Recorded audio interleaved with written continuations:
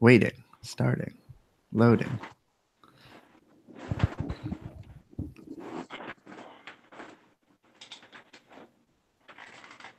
And we're live. Hey, everyone. Thank you for tuning in to From the Ground Up podcast. A few things to get out of the way in the beginning. Check out portcitypythons.com for t-shirts that help us put on the podcast and help support the podcast, as well as Amazon links that are down in the description of both the YouTube videos as well as the podcast. All you do is shop on Amazon regularly. It gives us a little kickback. You know the deal. It'd be awesome if you do it, and it doesn't cost you anything, and we would super appreciate it. Also, Sorry. Yeah, you said t-shirts, and I realized I'm wearing one. Oh, you didn't even know. Sorry. We have the Reptiles t-shirt available in our store. And if you're listening on the podcast, that did nothing for you, and I'm sorry, and you're going to have to go to the website to check it out. And buy one. that would be awesome. And also, what else? Babies. Lots of babies. So we have lots of babies coming out right now. We only have one clutch up on the site so far because, quite frankly, that's the only clutch that took enough meals so far. We're still early in on the game, but check out our Instagram as well as our website. Ultimately, for Instagram, you can tell what's coming up because I post pictures of everything coming out of eggs, and Melissa hates me because I post too many pictures of the stuff coming out of eggs, as well as the animals in my hand and all the stuff that you hate, apparently. It's not the pictures I hate. It's not worth people listening. You know why I don't like it. But continue. Okay. Well, we will be having more and more babies available as time goes on. And don't hesitate to PM me, especially if you're looking for a specific animal from a specific clutch, because the first two clutches are like half accounted for already. And you want to make sure that you get what you want.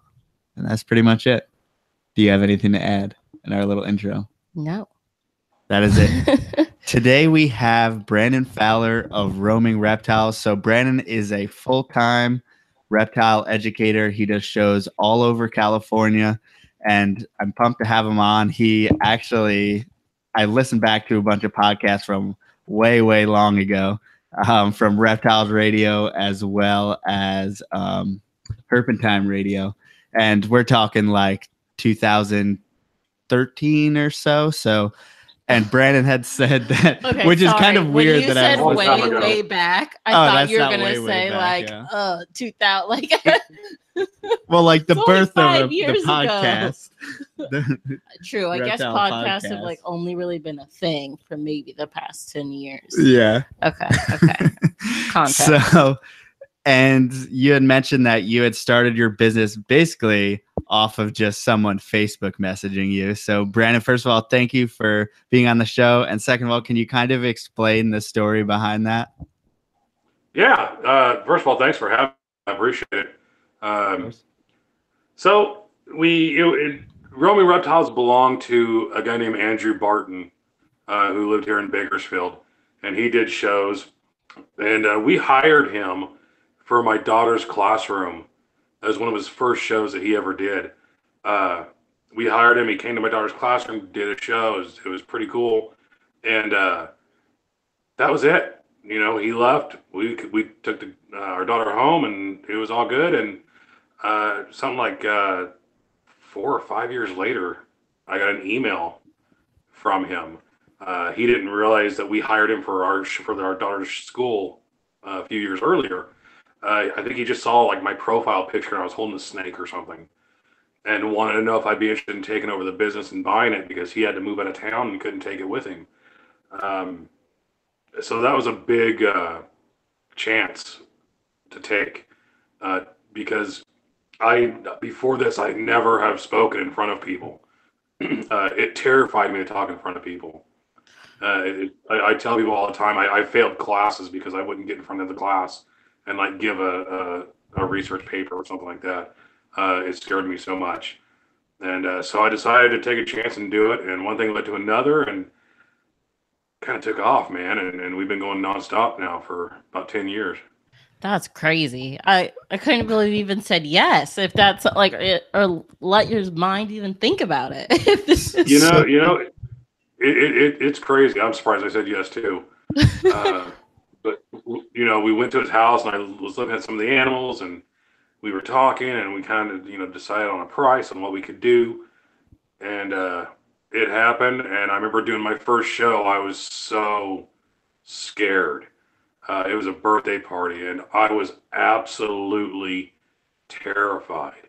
I had my wife; she was helping me, and I actually think that kind of made me more nervous because she was there watching and helping. Oh, So I was like, man, I don't want to look stupid in front of my wife, and or something like that. And but it's one of those deals, man. I remember after that show, she was just like encouraging. She was, and even to this day, she encourages me and pushes me to do better, and she wants to see Roman Reptiles grow and wants to see me get out there and do more education.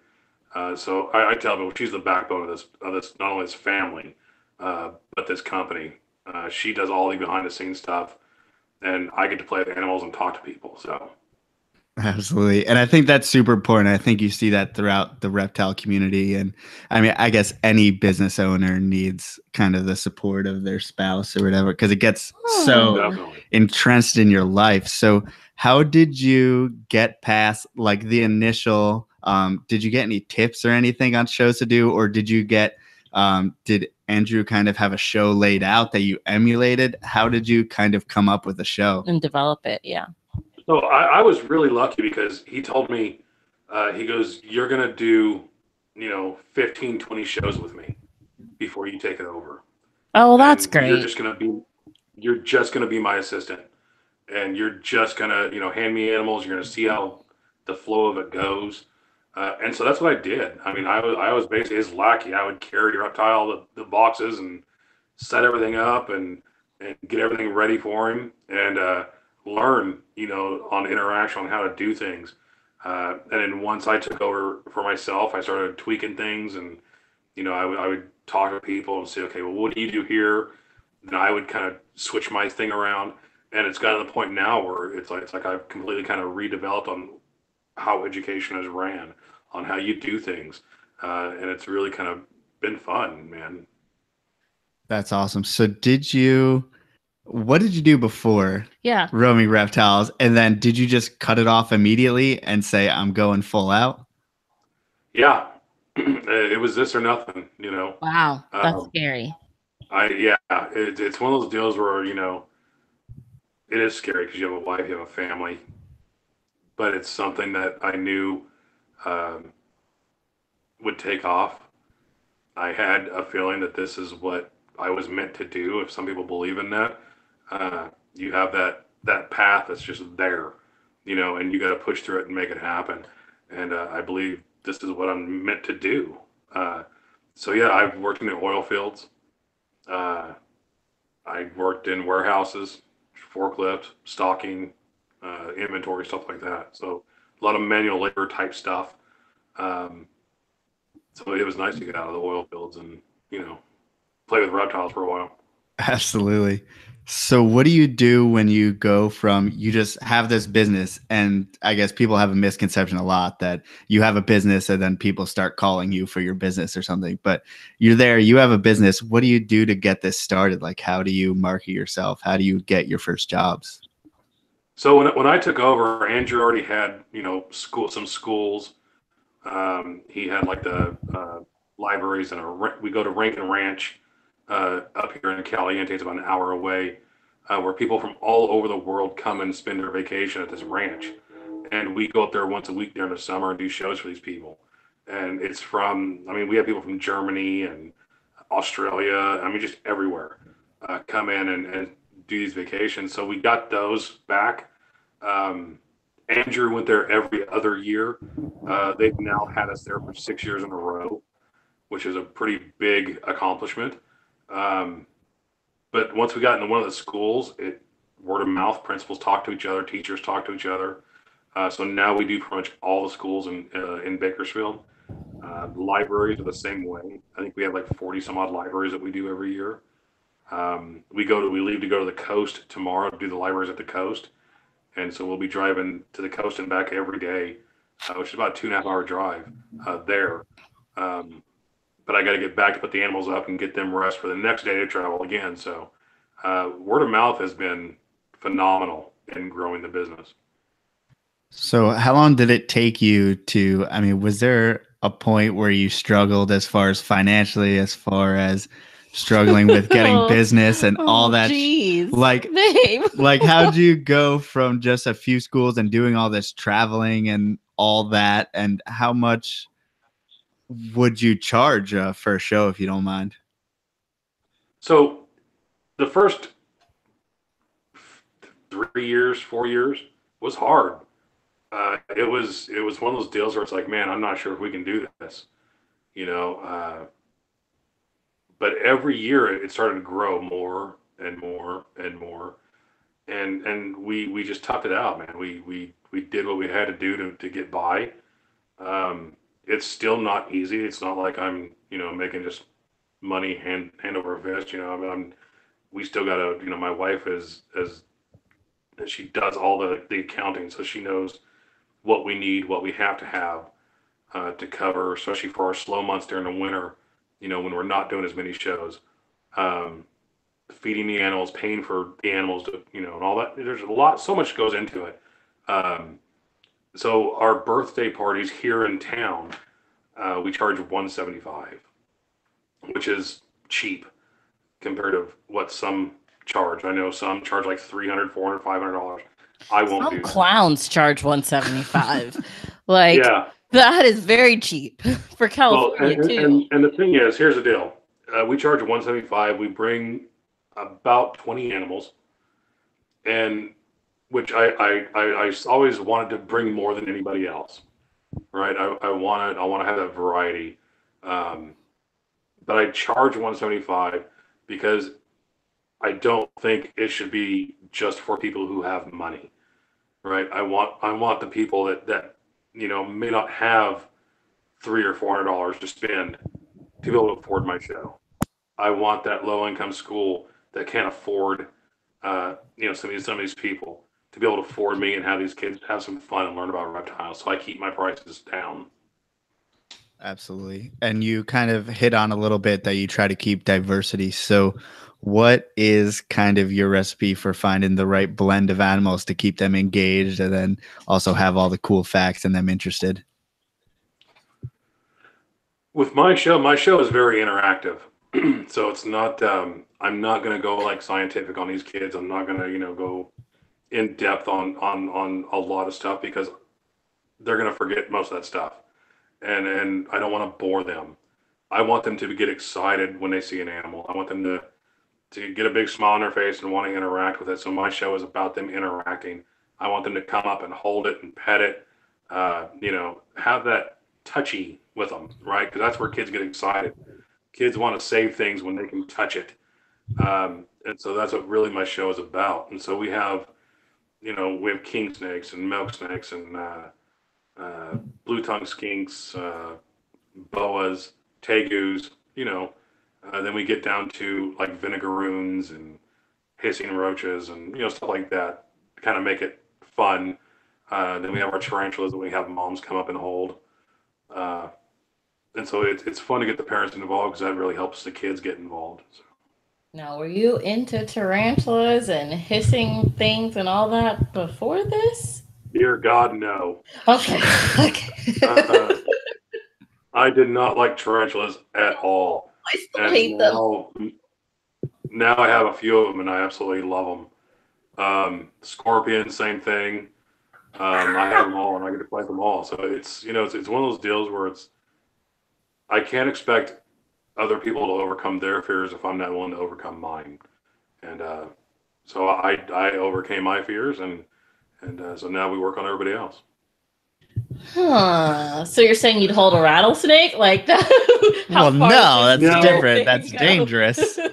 I won't free handle anything. I'm not. I guess I'll keep it PG. I'm not that kind of. Oh, we're not PG. We're not PG. People kind of know my feelings on people who free handle and do stupid stuff for attention. I think they're, they deserve what they get. Mm-hmm. And that was something that I'd like to hit on. Listen back to those like 2013 shows. There seemed to be like legislation after legislation that were trying to take our snakes away and stuff like that. So obviously that's died down a little bit, luckily, since that just in the last few years. But what do you do to make sure that, we have a healthy hobby going forward, or what do you think would help us kind of go forward as a hobby and always put it in a good light? Oh Lord, how much time you got? And about an hour and 45 minutes. So, I went live on Facebook a couple of days ago talking about being positive. Over the last 20 or so years, it seems like this hobby has really just kind of turned into a dog eat dog type atmosphere. You mislabel something, or someone doesn't like the way you keep something. There is no here, let me help you out. It goes straight to an attack. We have quote unquote educators that do nothing but post negative stuff on their page. That's all they can get off on. And they don't do anything positive for this hobby. Instead, all they do is post negative after negative after negative. And they use it on YouTube. And it's a sad deal, man. And I tell people, if that's all you can do, please find another hobby. We don't need you. We don't want you. And unfortunately, they just hang around. But you want to grow this hobby, stop being negative, be positive, help each other out, encourage one another, and I promise you this hobby will grow. Be smart, and don't be a smart ass. Absolutely. So with that being said, what's kind of the gap between because right now we're talking to mostly reptile breeders and people who are beyond the pet level. So what can your normal reptile breeder do, or what would you recommend them do to kind of get that community outreach involved? Well, there are some breeders that don't want to be in front of 100 people or 1,000 people or whatever it may be. And so with that, I would say find someone in education that you like, that you can support and help them out. If that means donating a snake, do it. If it means giving them roaches for feeders or worms or whatever, help them out. This is not a cheap business, right? It's a struggle because we take in a lot of rescues also. And so trying to house them and find homes for them and feed them, and plus our personal animals, it's tough. So I would encourage breeders to find someone who does these shows that's good and responsible and does it the right way, and help them out, support them. Anything, like I said, a snake, lizard, whatever. We can always use more because we do so many shows. We have to rotate these animals. And if I've gotten snakes from, I've gotten crested geckos from Wally Kern, from Supreme Gecko. Now, anytime anybody wants a crested gecko, I have them go to him, because he's just a good dude. One of the nicest guys in the hobby if you ever talk to him. He's just a sweet guy. And so I have them go to him to get crested geckos. So it's important we support the right people. Just because, one guy is on YouTube and being a smartass to everyone and posting lots of negative stuff, so he's popular, he gets all the views, does not mean that's who you need to, hang on to get your popularity up. It's okay to find the guys that actually do things the right way and support them. Absolutely. I have a couple things. Okay. First, Todd Autry is watching, and he's just the whole time you've been talking, he's just been, pumping you up. He's like, "Yeah, that's awesome, Brandon. Like, totally agree." Like, I just want to say that, like, he really is. Todd's a good dude. He's always supported me, so he supports everyone. Like, he's great, and he's one of those positive people. I think you were speaking about, and always trying to do better for the community, even for things that he may not keep or may, not. I think he barely keeps at all. Right. But like he wants to support the hobby and make, a better outlook within the hobby and for the rest of the world. Right. Yeah. Todd's a good dude. man, he's supported me for years now. Even if it's just sending me a message saying, hey, good job on the show or something. It's always something, and I really appreciate that. It means a lot when people do that. So. Yeah. And then my second question, you mentioned about like rotating snakes out and everything. So I was wondering, how do you decide when to do that? Also, do you keep your personal collection always separate from the business's collection? Yeah. So I have, I have some of my personal animals, like I have Utila Island iguanas. Those are mine right now. Those aren't doing shows because they're still young. But what I do is before my shows, before my day starts, I'll go through and check the animals and see who's in a good mood, who's in a bad mood. And it's basically what I tell people. They wake up in bad moods just like we do. So it's important to really pay attention to your animals and understand what's going on, and then I go through and whoever can hang for the day, then that's who does the shows. And if I feel like they need a day off or a week off or a year off, then that's what they get. Mm-hmm.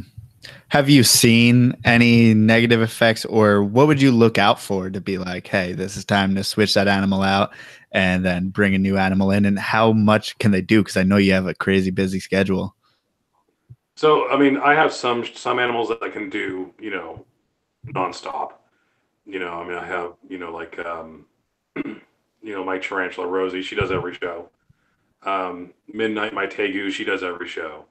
The snakes are a little more off and on because they get a little more of an attitude problem, sometimes. So like I have Alice, he was my Dumerals boa, and I think it was probably a month ago, 2 months ago, I retired him because he bit my arm at the end of the show, and he got scared. Something scared him. He bit my arm and lashed on me pretty good. So I retired him. I still have him. I'll never get rid of him because he was a big part of Roaming Reptiles growing. So he just kind of hangs out in his little retirement enclosure, and we're all good. But yeah, you just kind of got to learn your animals, and you know what they can do and what they can't do. I like that term, retirement enclosure. That's what I'll be in someday. That's what we'll all be in. I'll just work into that retirement enclosure. That's right. Yeah, so that's interesting that you find that, some of your lizards and inverts, are they just the hardier species? Like, you think you could take a corn snake with you every day, or? Oh yeah, well, I take my milk snake and my king snake with me every day. But like, Rosie the tarantula, they're like, I don't care, whatever. They just kind of go. But and of course, like milk snakes, they're easy. They're not anything to worry about, and I've never had a problem with them doing multiple shows right after one another. So how do you keep, it's one thing for a lot of us, we usually keep like one or two species mostly, and we all set it up the same so we can have a bunch of animals. It's a lot different, I guess, when you're all over the place as far as species and types of animals. So how do you go about keeping all the different types of animals? Like you said, it must be expensive. It's frustrating, because, you start with something that needs high humidity next to something that needs a desert. So every enclosure is different, and it's really kind of it's fun because you get to learn a lot, doing so many different species. It's frustrating because you have so many different species, and there's so much to learn, so it's, prepping food and making sure their temperatures and lights and humidity and everything is right. So it's taken a lot to kind of organize how we do this. It's still not perfect. I have my kids, they help me. My wife helps me. So, we get it done. It's just, it's tough sometimes. Absolutely. So you're on the road. I mean, you've been pretty much gone all day today. Yeah. Thank you for doing the podcast after I saw your status. I was like, shit, I feel bad. You had such a busy day. Yeah. It's, my wife did the numbers, and I think it's 37 shows in the next 16 days. Holy crap. With a little over 3,000 miles driving. Wow. And how long is each show? Each show is about an hour. Oh, wow. Okay. Wow. So yeah, And like with the library shows, our show is about an hour, but we end up staying after because people want to hold and get pictures, and I never like Right. rush to get out, right? I hate people that like, all right, I'm done. You paid my money for the hour. I'm out of here. Those people are idiots. You hang out, let the kids enjoy it, let the parents enjoy it. Give them another 30 minutes or something like that. So it's crazy. Um, Someone in the chat asked, do you rest them all after feeding? Like, do you plan your events so that they have time to chill out after feeding, or rotate? Schedule. I plan their feeding around my shows. Okay. And that's really one thing you have to do. You can't say, okay, I'm going to feed on Friday and then no shows on Saturday, because that's not how people work. People work, I do shows 7 days a week. So one snake might be fed on Tuesday and then get a couple days to relax and do nothing. And another snake might be fed on Friday and relax for a couple days and do nothing.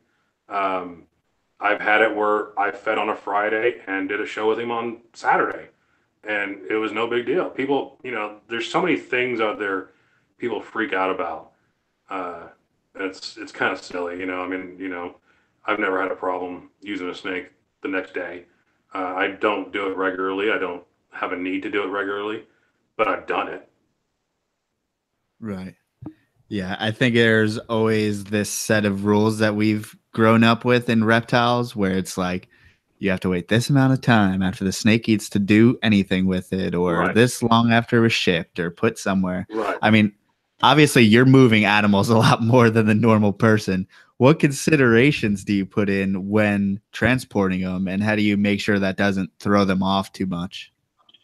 I've been really lucky with my animals. I work with them a lot before they ever go out in public. It's not like I get an animal, then I go do a show. I put time into that animal, and I feed them, I work them. I feed them, I work them, and I work them. I mean, I'm holding them, I'm moving them around like I would a show, and I do that every night. And I do that with different animals every night.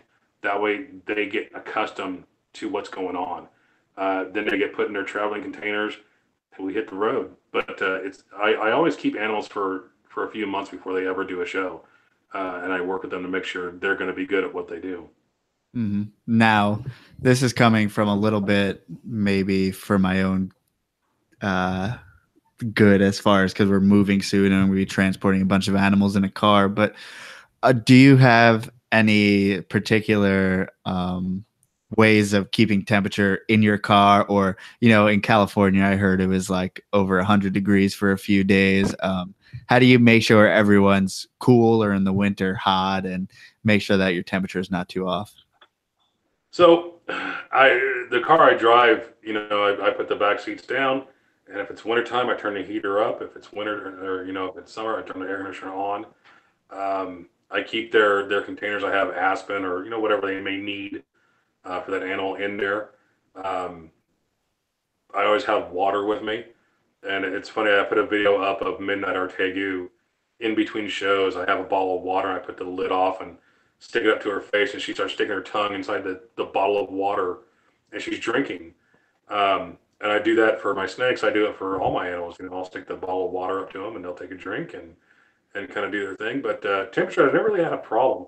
The only thing I do now is during the summertime, all my shows have to be indoors because we're hitting 105, 106, 107 degrees. Anything like above 90, especially if it's sunny out, it's got to be indoors because the heat will destroy these animals pretty quick. Absolutely. So you figure you're working up there and they're working too because they're thirsty after or whatever. You tend to feed them more, or a lot of them adult animals kind of on a maintenance type diet, or how do you go about that? Oh, no, they all get fed really, really well. I mean, my tegus get a nice big bowl of dog food. And I don't want to hear anybody complaining because that's already, that's a pretty good food for tegus. But they will also get mice and rats and fruits and vegetables. I post pictures of their food. It's like big bowls of, stuff. Same thing with my iguanas. I'll go through and I'll give them big bowls of stuff, fruits and vegetables, stuff like that, to make sure that they get plenty. Even between shows, I might have something I'll give to them. Just kind of give them a little snack every once in a while. So awesome. Now I thought you had a question. I do. Oh, yeah. Oh, but it's a on topic but backtrack question. Okay. Because that's how I roll. Yeah. A while ago, you said that the winter months were slow for you, and I've been trying to think, like, why? School's still in session. There's birthdays still. Like, why are winter months slower? I think it's mostly because it's the holiday season.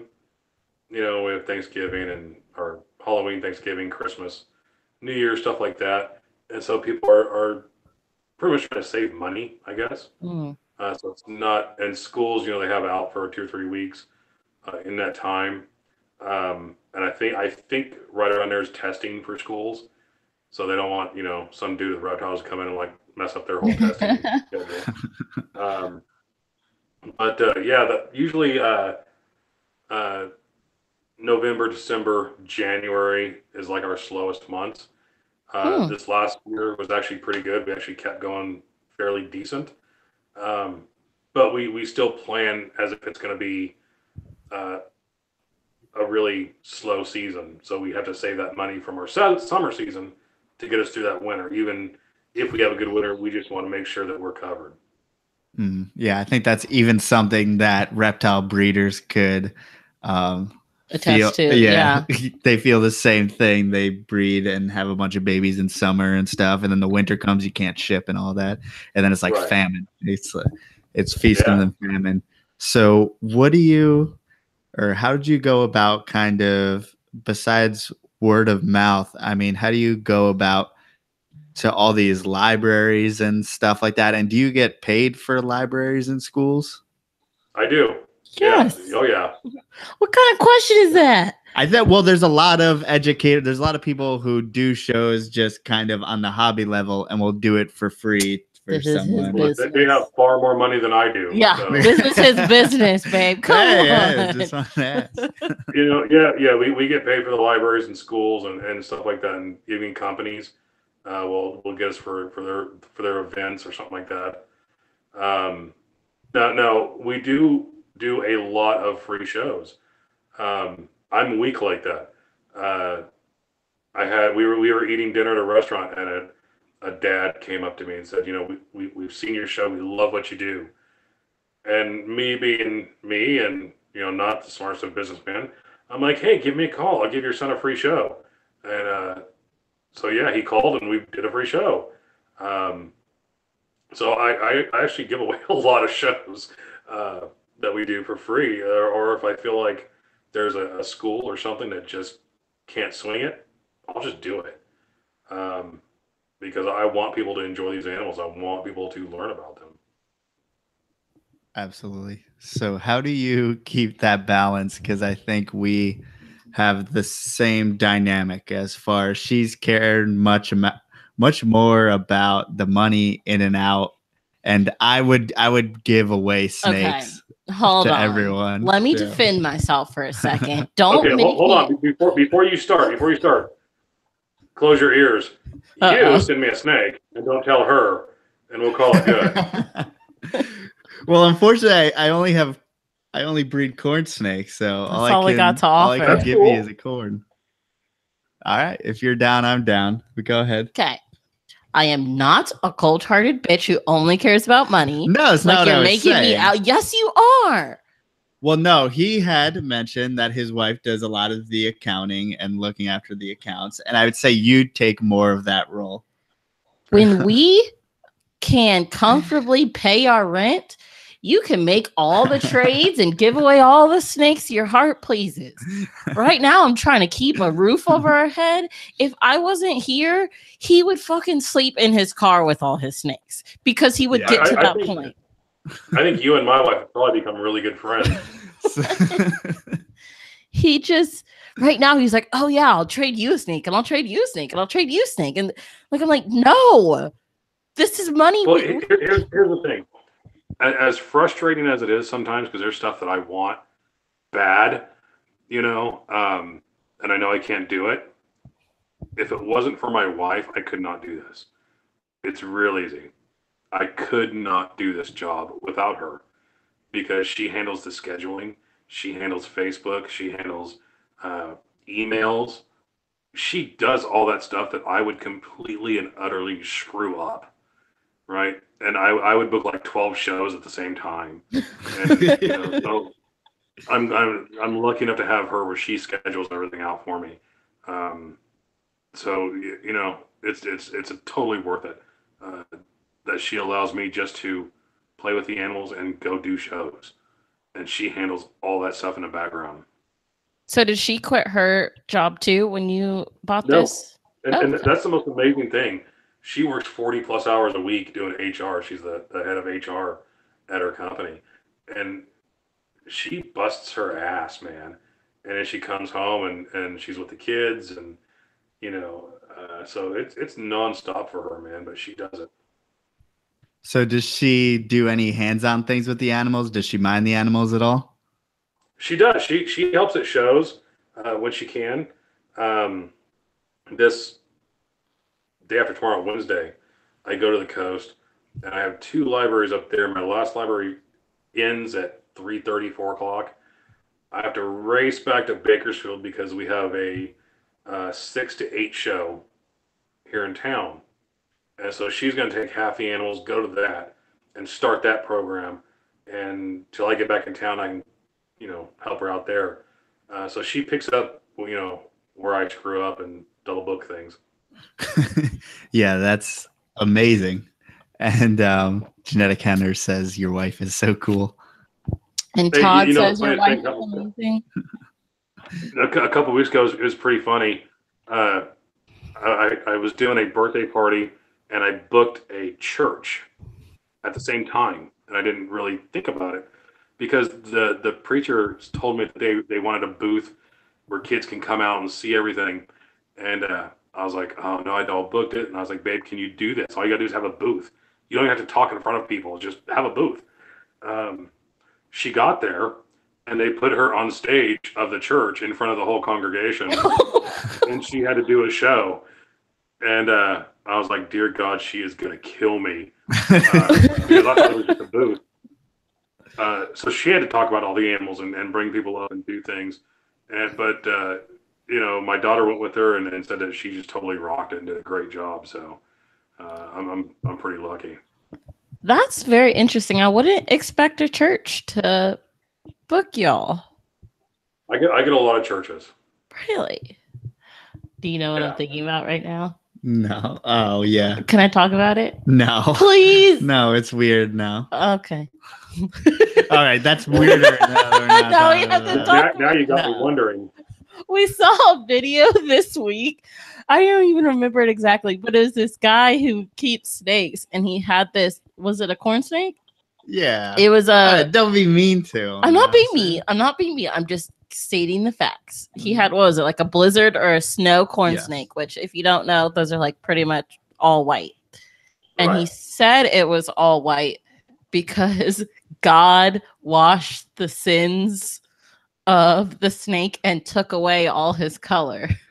Well, that guy can have his own opinion. May not be science, but hey, yeah.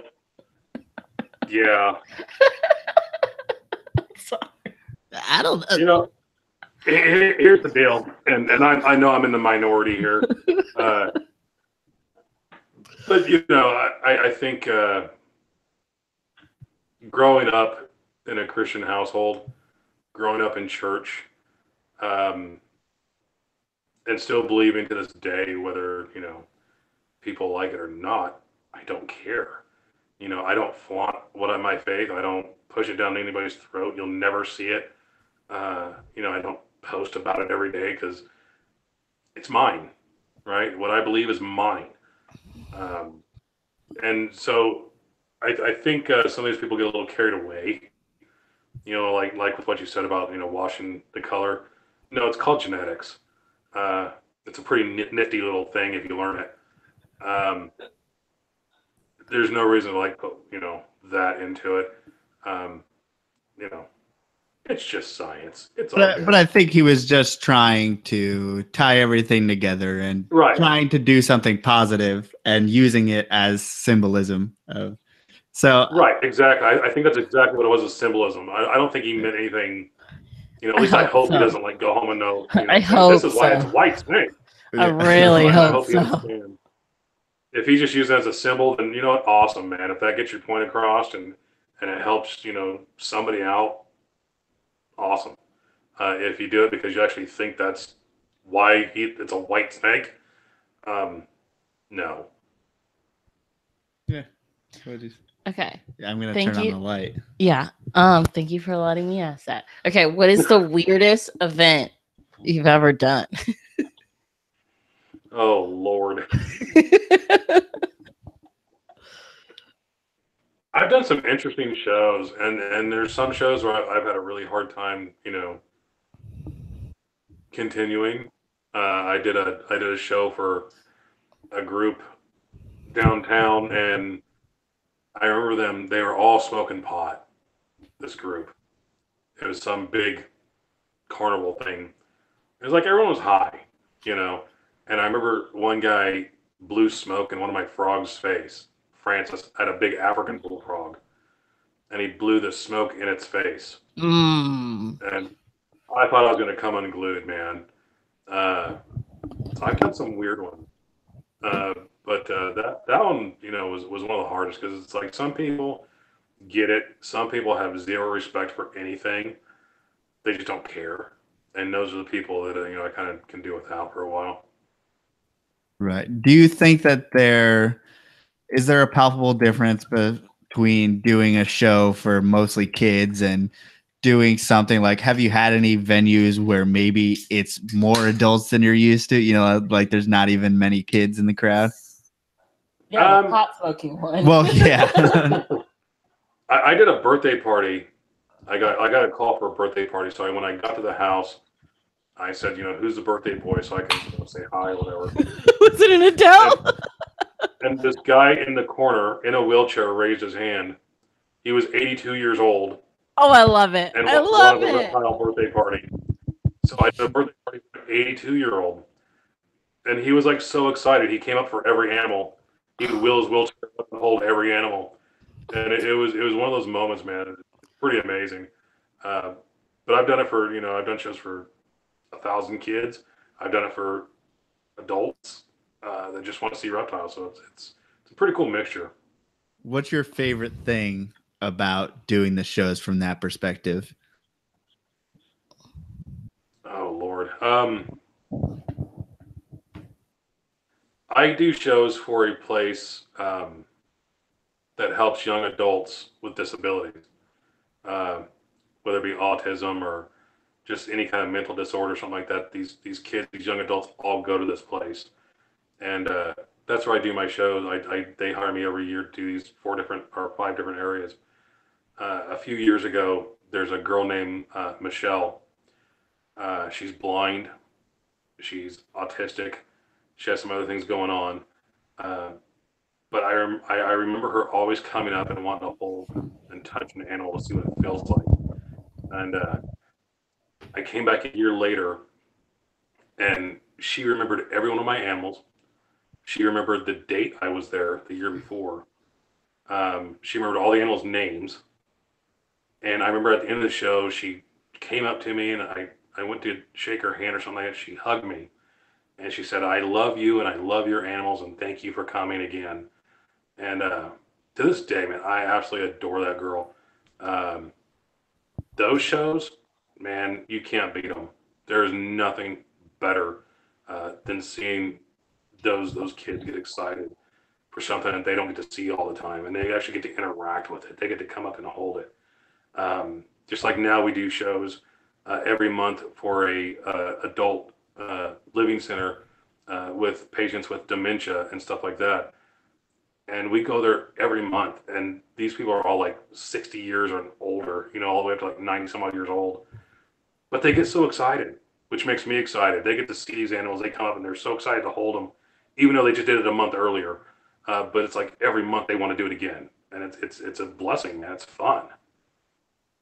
Sometimes I wish, this is going to sound stupid, but I wish I could like have a snake in my pocket at all times, because there's so many people that like people who don't know about Joe, but like obviously I have to explain I'm a snake breeder's girlfriend, and like their faces, all of that. Right.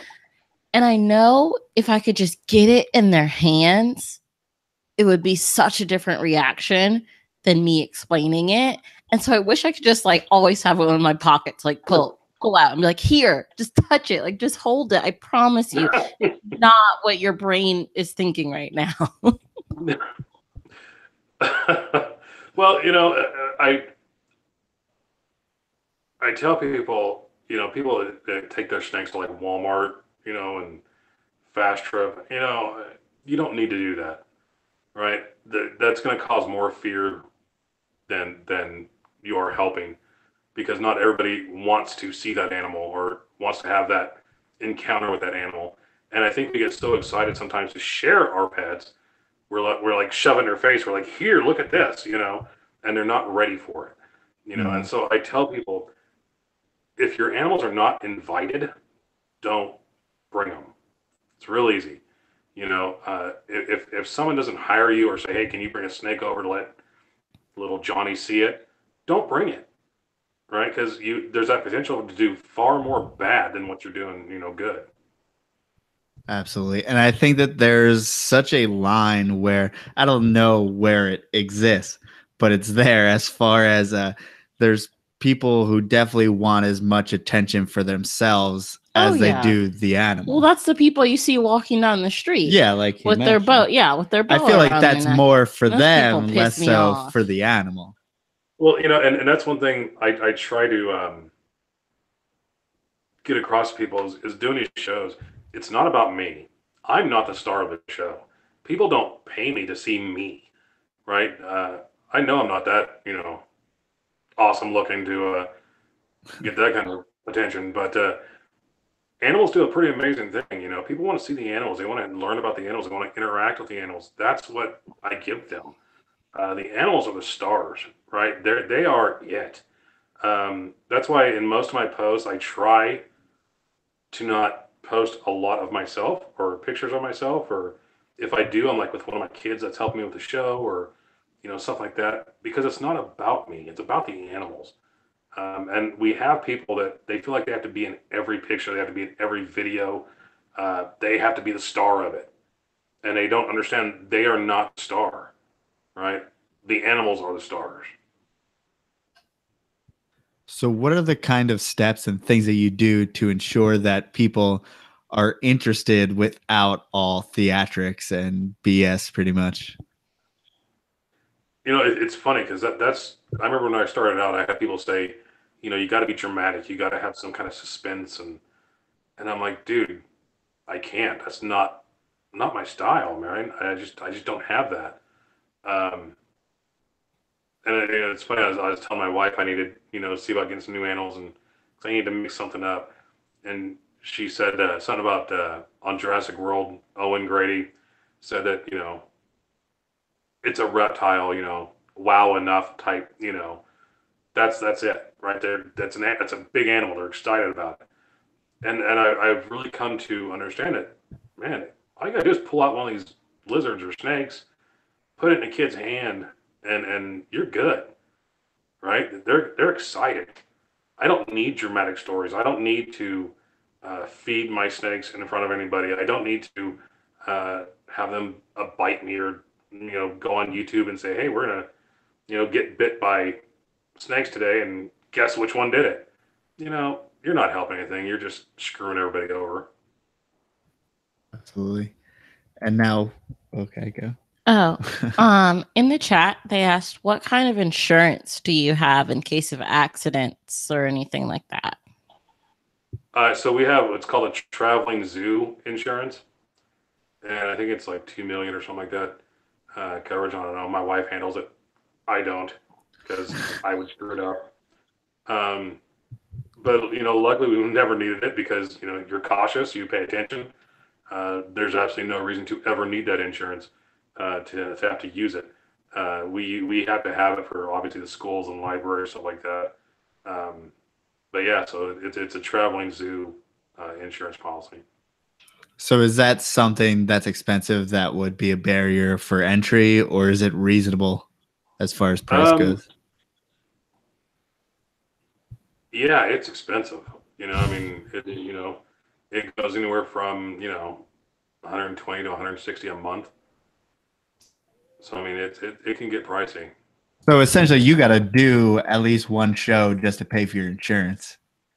Right. Yeah. And then my wife breaks it down to, okay, we got to do this many shows to cover our bills. This many shows to cover this payment. Something like that. So everything's kind of broken down on what we have to do every month. Right. And now I forgot where I was going with the last thing. I'm sorry. But talking about kind of YouTube and stuff like that, I mean, we're obviously on YouTube. We're on YouTube right now. It's so hard not to get caught up in trying to get views and trying to YouTuber. Yeah. And we honestly don't attract many people because we don't really do much many exciting things. But how can you not go down that road? What do you feel like you should put out there on YouTube? If you were to start a YouTube channel, I mean, obviously you have Facebook and everything like that. What do you think the step would be and where the lines are? What kind of content would you put out? Yeah. Oh man. So here's the deal. I've always tried to stay away from YouTube doing videos. Just because it was like one of those things where you kind of leave yourself open to just getting, attacked by people, nitpicking every little damn thing you do in life. And, I want no part of that. But I've had a lot of pressure put on me, Todd Autry, to start doing. He literally just said we need Brandon on YouTube. to start doing videos. And so my oldest daughter, Lindsay, she wants to be a director. And I was like, here's your chance. You start making my YouTube videos. And so we made the first one on Saturday, and she's editing it and doing all that kind of stuff. And it's just traveling to a show and doing a show and coming home. And then I did one today for Dave Kaufman's channel. I started doing tips on how to show your animals responsibly, how to let kids hold the snakes and stuff like that. So it's like a 3-minute little how-to videos I'm going to start doing for his channel. And then I'm going to do a video with Brian Kusko this week, and we're going to go to the coast and do the libraries, do filming there. Am I good at it? No, because, I don't know how to edit anything. I'm just not tech savvy. I'm surprised I got it on here. So we're going to start doing YouTube. It's not going to be, I do a video once a week, once every 2 weeks. Just kind of depends on the schedule and what we can do. I might do like a couple of vlogs here and there, live things, but I'm just going to have fun with it. But it's going to be education. It's not going to be, stupid, bite videos or, look at my Burmese python eat a cow. I'm not interested in doing that stuff. I want it to be informative. I want people to have a good time. I want people to learn something. I want people to learn to enjoy these animals. Mm-hmm. Yeah, I think that's a big thing as far as if you want your content to be engaging and interesting, you have to actually create a story and make a good video, which is something that someone like Dave Kaufman is super good at, which I super admire him for, is because he's never stooped down to any which level to get views. He's always done respectable content in a good way that has good story. That's actually and the thing is Dave is just a good guy. He's just a nice dude, I'm friends with a lot of guys there in the Midwest that are just really just amazing people that I'm honored to have as friends. I mean, Ryan McVeigh from Zilla. Zilla sponsors us, but I love that man. He's like a brother to me. Bill Stewart, all those guys are just such good guys. So you find those people that are good in this hobby, man, and you stick to them, and you support them, and you support each other, and then it grows. Absolutely. Shameless plug. We should be this might jinx us, but we should be having Dave Kaufman on the podcast in a couple weeks, and I'm super excited. Nice. Yeah, tell him to get there and do good work, and he's a good dude, man. He's good for the hobby. He needs to be pushed up higher than what he is for sure. And we have like voodoo if we mention someone's coming on that it always gets messed up. But it was too perfect not to mention it. And we've had Cusco on as well, who's an awesome dude. You weren't here for that. I'll talk to him, make sure he does it that way. I can be in a chat room and annoy him the whole time. There you go. You can be like his Todd. No, you weren't. Yes, I was. Okay, sure. And I don't remember. I totally was. But I agree with what you say about Dave Kaufman. It's so funny because when I started dating him, he watched his Olive Day shows. So I just assumed he was, this like really big, super famous person. And then I'll talk to people. I'm like, oh, did you see that Dave Kaufman video? And they're like, who's Dave Kaufman? And it just blows my mind that this dude's going all over the world and going to all these different things. And is an actual filmmaker. Right, like things we will never get to do, and just opening our eyes up to all this stuff. Yet people don't know him. Like, I don't understand that. Well, it blows my mind that we can have someone set in, pull George out of a snake or out of a drawer and get all excited about, look at the color on this ball python, and those get all the views. But a guy that can actually go out and find them in the wild, right, and do this amazing stuff does not get the views that this other guy get. I just don't get it because it makes no sense. Well, to us, because we're so insulated and so into it that it's. But it's like a mini documentary every episode. You know what I mean? Like it's more than just, oh my God, look at my snake. Like shit like that. Like, is it exactly like that? Yeah, there's girls out there who, girls out there. Oh shit. I'm not naming names, but not being negative because this is a positive podcast. You're being very negative. But there are people out there who are just like, hey, look at my one ball python. Like, I have big tits and watch my video. Yet there's this guy who goes out and like crazy smart, crazy adventurous. And I just don't get it. I don't know. Well, here we go. We spent 10 minutes already talking about him before we have him on the podcast. Now, if I could text right now, I'd text Dave and say, hey, we're talking about you. Yeah, you're basically on the podcast already. Yeah, you don't need to come on in a couple of weeks. I got you. Yeah, we'll cover it. But where were we before the Dave Kaufman rant? Yeah, I don't know. So do you have any specific animals that are kind of lean themselves towards being your mascot, or do you have any one animal that people always ask for? So Midnight, my black and white Argentine Tegu, she goes to every show because everybody absolutely loves her. When she was a baby, the previous owners, their dog got a hold of her tail and mangled her tail up. But she is by far one of the sweetest Tegus I've ever been around in my life. I hold her up on my shoulder. I let kids hold her on their shoulder, and she'll just put her head on her shoulder and fall asleep. She is my big baby, so she goes to all the shows. I have Alanis, my rhinoceros iguana. She's just a baby, but she had metabolic bone disease, so her spine is twisted up. But again, she is my baby. She goes everywhere. Rosie, the tarantula, is always popular. Everybody wants to see her. Even the people that are scared of tarantulas want to see her. I see that face. So one of these days we'll all get together. I can't. You're gonna have to hold Rosie. So.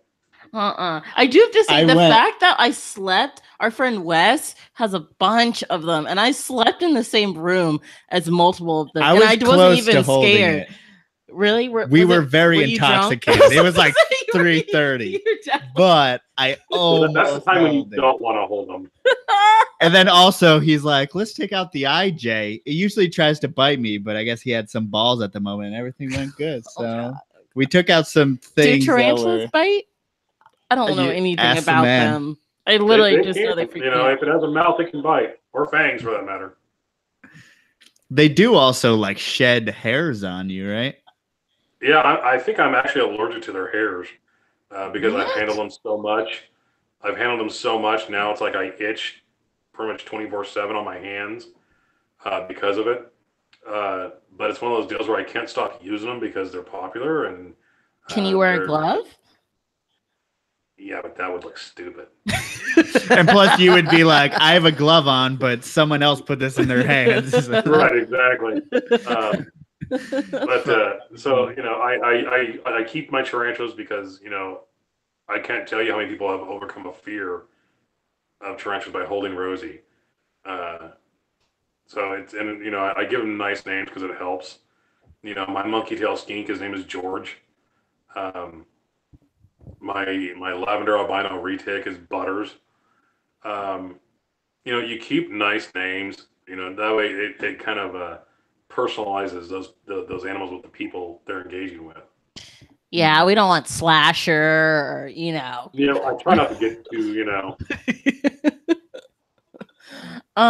Okay, what is the I don't know how to word this. The specific fear or specific thing people think about tarantulas that's not true. Like with snakes, everyone's like, ew, they're so slimy. And I have to convince them, no, they're actually not slimy. Like your brain is telling you it's slimy, but it's not.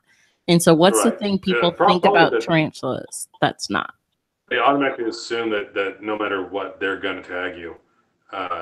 They're all just aggressive, chase you down,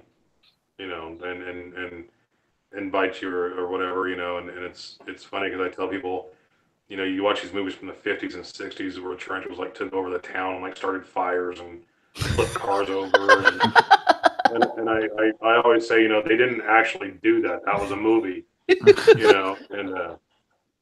and so we kind of start that going that way. So it's a lot of people just automatically assume they're just these mean animals.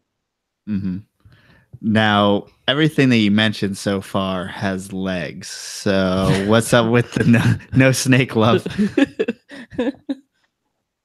It's funny. I have my king, my milk, a corn, a hypo jungle, but red tail, a red tail. I have a couple ball pythons.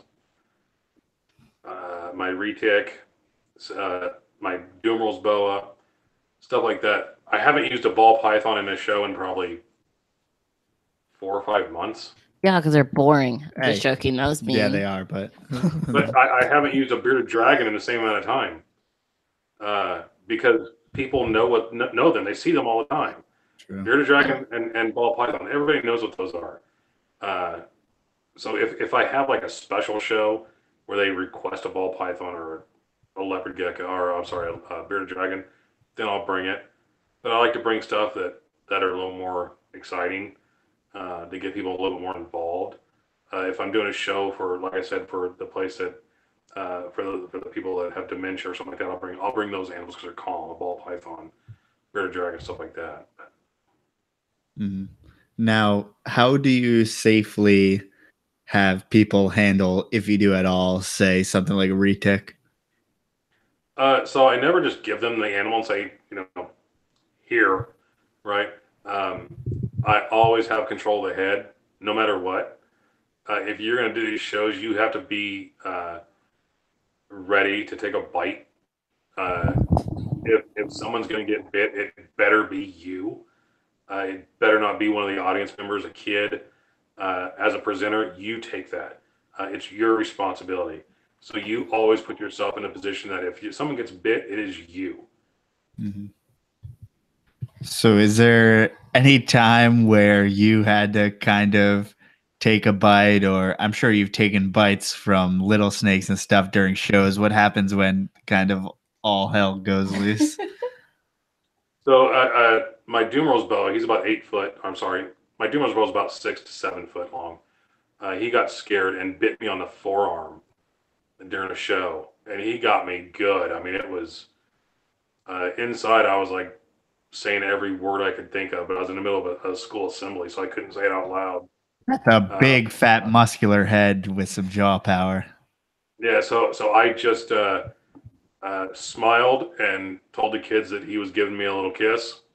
And, I turned around, got him in his container, I was able to get him off my arm, wrapped my arm in a towel really quick, and said, he kissed me a little too hard, and we were good, and it's funny, the teachers, they come to me afterwards, they're like, you showed like no emotion, like of getting bit. You didn't jump back, you didn't do anything. And I said, because inside I was screaming like a little girl, because it was like, it's one of those things where it hurts, but it's also just how fast it happens, right? You're not expecting it. But it's one of those things you got to be in control of yourself, because you don't want to scare 1,000 kids, right? You have to really check yourself on how you handle things like that. You have something? You picked up your mic? No. Oh, okay. So when you're doing a show and you have all these kids around, like, what would you do we kind of got into this a little bit, but we always kind of shy away from mentioning snakes and stuff because it's so annoying having to build it back up again, kind of defend yourself against all these things that aren't true, right? Like, if we talk to a normal person from work or something, a normal person, not us. Are you not normal? No, you are. None of us are normal. See, you don't like that, because that's what I'm trying to convince. You're trying to convince people that there normal, are right? normal people. Yeah. That is my biggest thing. They all think snake people are like fucking aliens. And I'm trying to convince people that you are normal. So don't say that. So as someone who's good at explaining things to people. Well, here's the thing. Before I really started doing these shows, I could go to like a family event, and talk about the weather and talk about, whatever, talk about the race or, football or. So we're not normal, because now when I go to family events, I want to talk about reptiles, because I'm a nerd like that, right? And not everybody is into that, right? Not everybody wants to talk about reptiles all the time. So we are a little different. But I think it's not a bad thing. We're so passionate about what we do. I'm so passionate about sharing with people and letting people learn and do it in a way that's positive, that shows these animals in a good light. I just want to keep going, right? I get excited. And like I said, for people that do that, it's not a bad thing. It's just we want our animals to be normalized, like dogs and cats and gerbils and goldfish and all that stuff.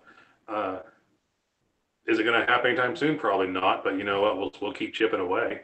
Doesn't mean we got to give up and stop. Come a long way. But just because you want to talk about reptiles doesn't mean you're not normal. I'm a teacher. All I want to do is talk about the kids I teach, and I consider myself normal. But But you can't be obsessed with a weird thing. It's you can't go up to somebody at a party or that's not in a reptile and say, dude, did you see that new retic morph out there? And they're gonna look at you like, what kind of idiot are you? Right? But that's just like we're so deep. But the same thing is, if I walk up to you and I say, oh my God, Henry today, like, he said his S sound. I'm so excited. But he can relate because he has a child. You would be like, why is she so excited? He has children now, so he'd be like, oh, okay, yeah. No, he wouldn't. That like, or I'd be like, or I'll be like, oh my God, he like walked across the room without falling today. I'm so excited. Like, hey, see, I get you. But the thing is, people who are outside of the community think y'all are way more weird than you're trying to, like, they think you're like, sleeping and like idolize these things. Yeah, I guess like the first question is like, what do you keep them in? Are they roaming around your house? Well, people are like, oh, do you like watch TV with them always? Do you cook with them? Like, are they always. Do they hang around you? Like, that's what I'm trying to, which some people do, and cool, totally, like, that's your thing. That is every show I do. I get, do they just run around your house? Yeah. And I used to say no, they each have an enclosure, blah, blah, blah. Now I just said, yep. And then they look at me like, wow. And I'm like, you come to my house, you never know what's going to crawl up on you. They're just all over the place. And then I tell them, no, they're in enclosures, blah, blah, blah, and keep, and that's normal. But people think it's like cats. Like, they just run around our house. So that's what I'm trying to... I guess that makes sense. Yeah. You say like cats. Yeah. Define normal. Cats aren't normal. Yeah, I don't. Sorry to all the cat people out there. And people who have over 5 cats, I would say, are stretching the normal. But we have like we'll have like 100 reptiles or something without Did you say 5 cats? I said I think anybody that has more than 0 cats is a little off. It is questionable. I was trying to be nice. I really don't like cats, but the rest of the world does. So I was trying to be nice. Well, niceness was thrown. Sorry, cat people. I'm just not a cat person. Are you a dog person? I was raised. My dad used to breed dogs when I was a kid, so we've always had dogs. But with my time and scheduling, I just don't have time. Maybe one day I'll get a dog. I like reptiles. I'm that kid that said, I like turtles. That's me. Are your Cyclora and Tegu to the point where they could free roam around if you wanted to, or they come to you, or all these things? If people are looking for dogs in a reptile, people say, hey, get a rhino iguana or a Tegu. Is any of that correct, or have you experienced any of that?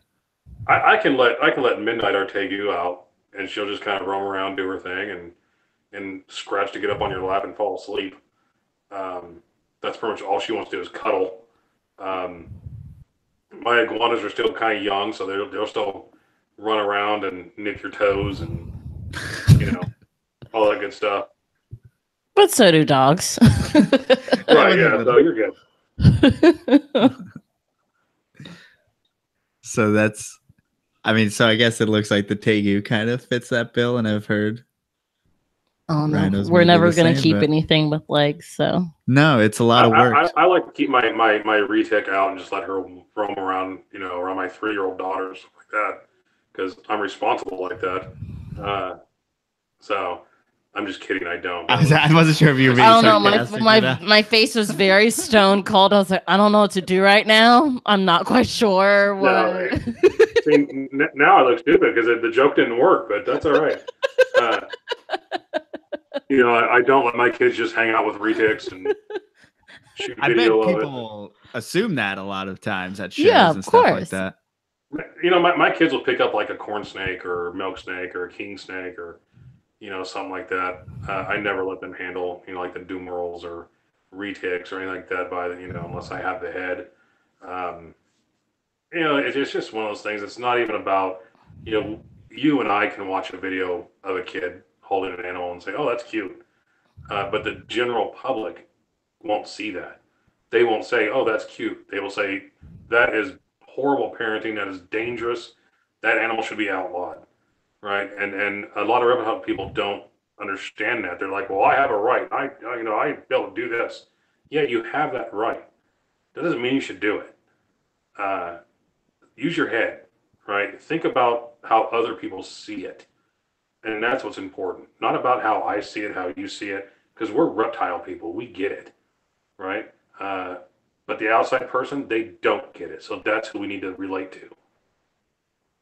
Absolutely.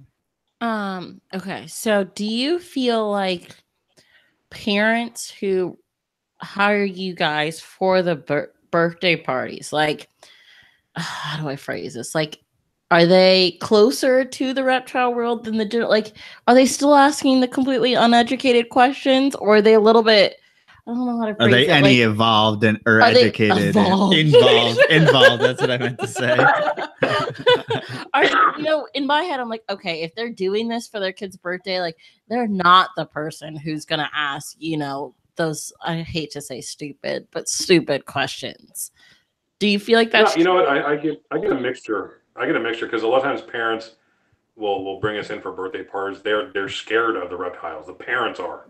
I'm so shocked they would hire you then if they're scared. That's interesting. When little Johnny wants something, I guess little Johnny gets it. So I'll go and I here's the thing. Doing shows, you learn your audience. You have to learn who your audience is. You have to be able to read their facial expressions, how they're sitting, know if they're scared, if they're excited, if they're disgusted, right? You have to be able to read that, because at my shows, we bring the parents up too. It's not just the kids. Right. You get the parents involved.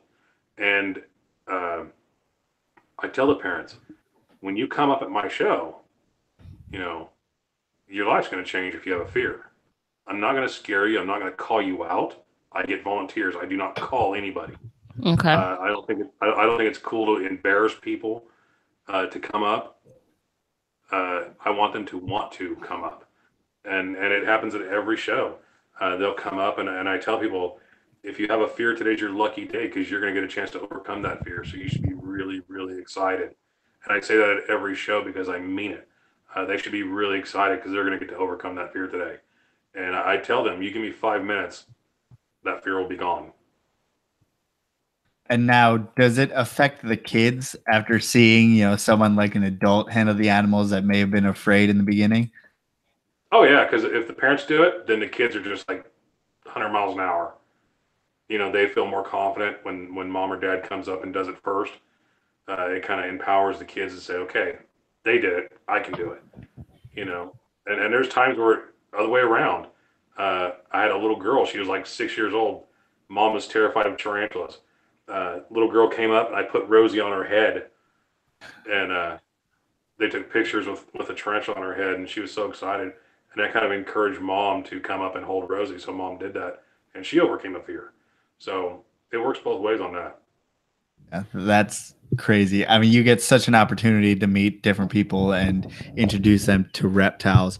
How did you get that sense for the crowd, and when did you finally get comfortable up there doing your talks? Probably after a couple of years of just seeing the variety in people, on you kind of know what they're going to do. You kind of know what kids are going to do before they do it, because you've been around so many of them. So I guess I'm lucky that I can read people pretty easy when it comes to body language.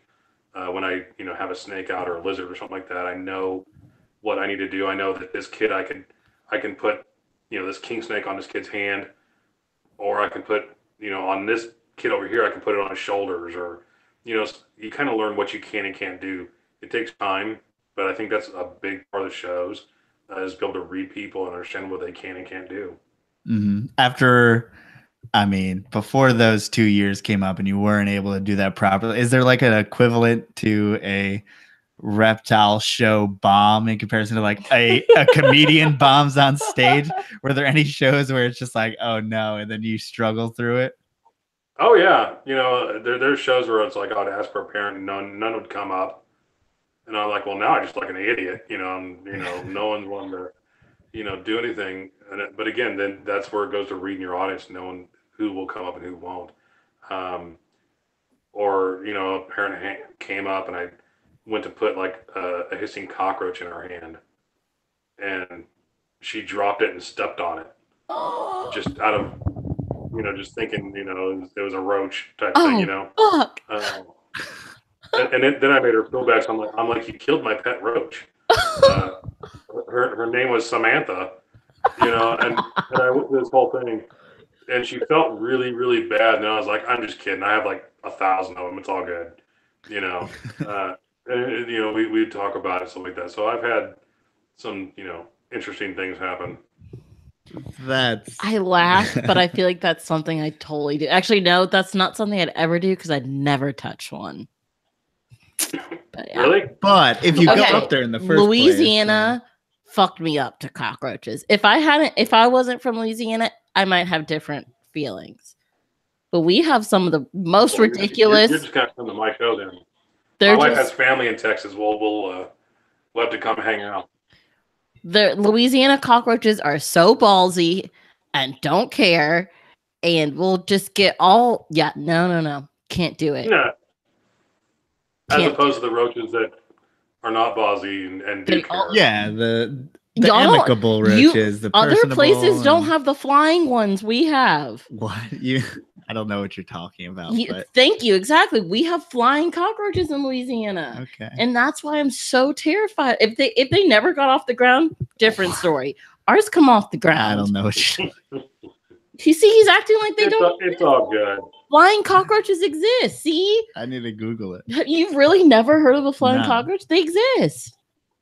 Well, dubias, they can flutterfly a little bit, and do their thing, and that's always fun during the show because everybody kind of freaks out, but it's all good. Speaking of which, do you breed? I mean, it seems like you breed cockroaches for some of your animals, but do you breed other things for your animals, whether it be mice or whatever feeders you need? I used to breed mice and rats, but time-wise, I just did not have time to do it. So now I order everything, mice and rats, online, just because it's easier now. It's more expensive, and naturally, but I just don't have time. I don't know if there's not hours in a day to take care of as many rodents as I would need and everything, and then do shows and work the animals and spend family time and everything. So Yeah. So does that carry it into? was give up the rodents or give up family time. It was So tough. do you breed snakes or anything like that, or any of your reptiles? I might bleed. I might breed my blue tongue skinks, something like that. Maybe some iguanas species, a couple of corn snakes. But most of those animals, like my corn snakes and stuff like that, they go into classrooms for kids to be able to enjoy for the year. So I don't do it to make money. They go into classrooms. We donate the enclosure, all the equipment, and the animal for free to that teacher, and that animal's in the classroom all year. So, do a lot of people come up to you after, like, looking to buy a reptile, or schools looking to put them in the classrooms after you do a show? Yeah, we get quite a few, but it's like when people want to buy something, I point to a breeder that I know that's not going to be a dick. That'll actually take time with them and talk to them and explain things to them, and then that's who I point them to.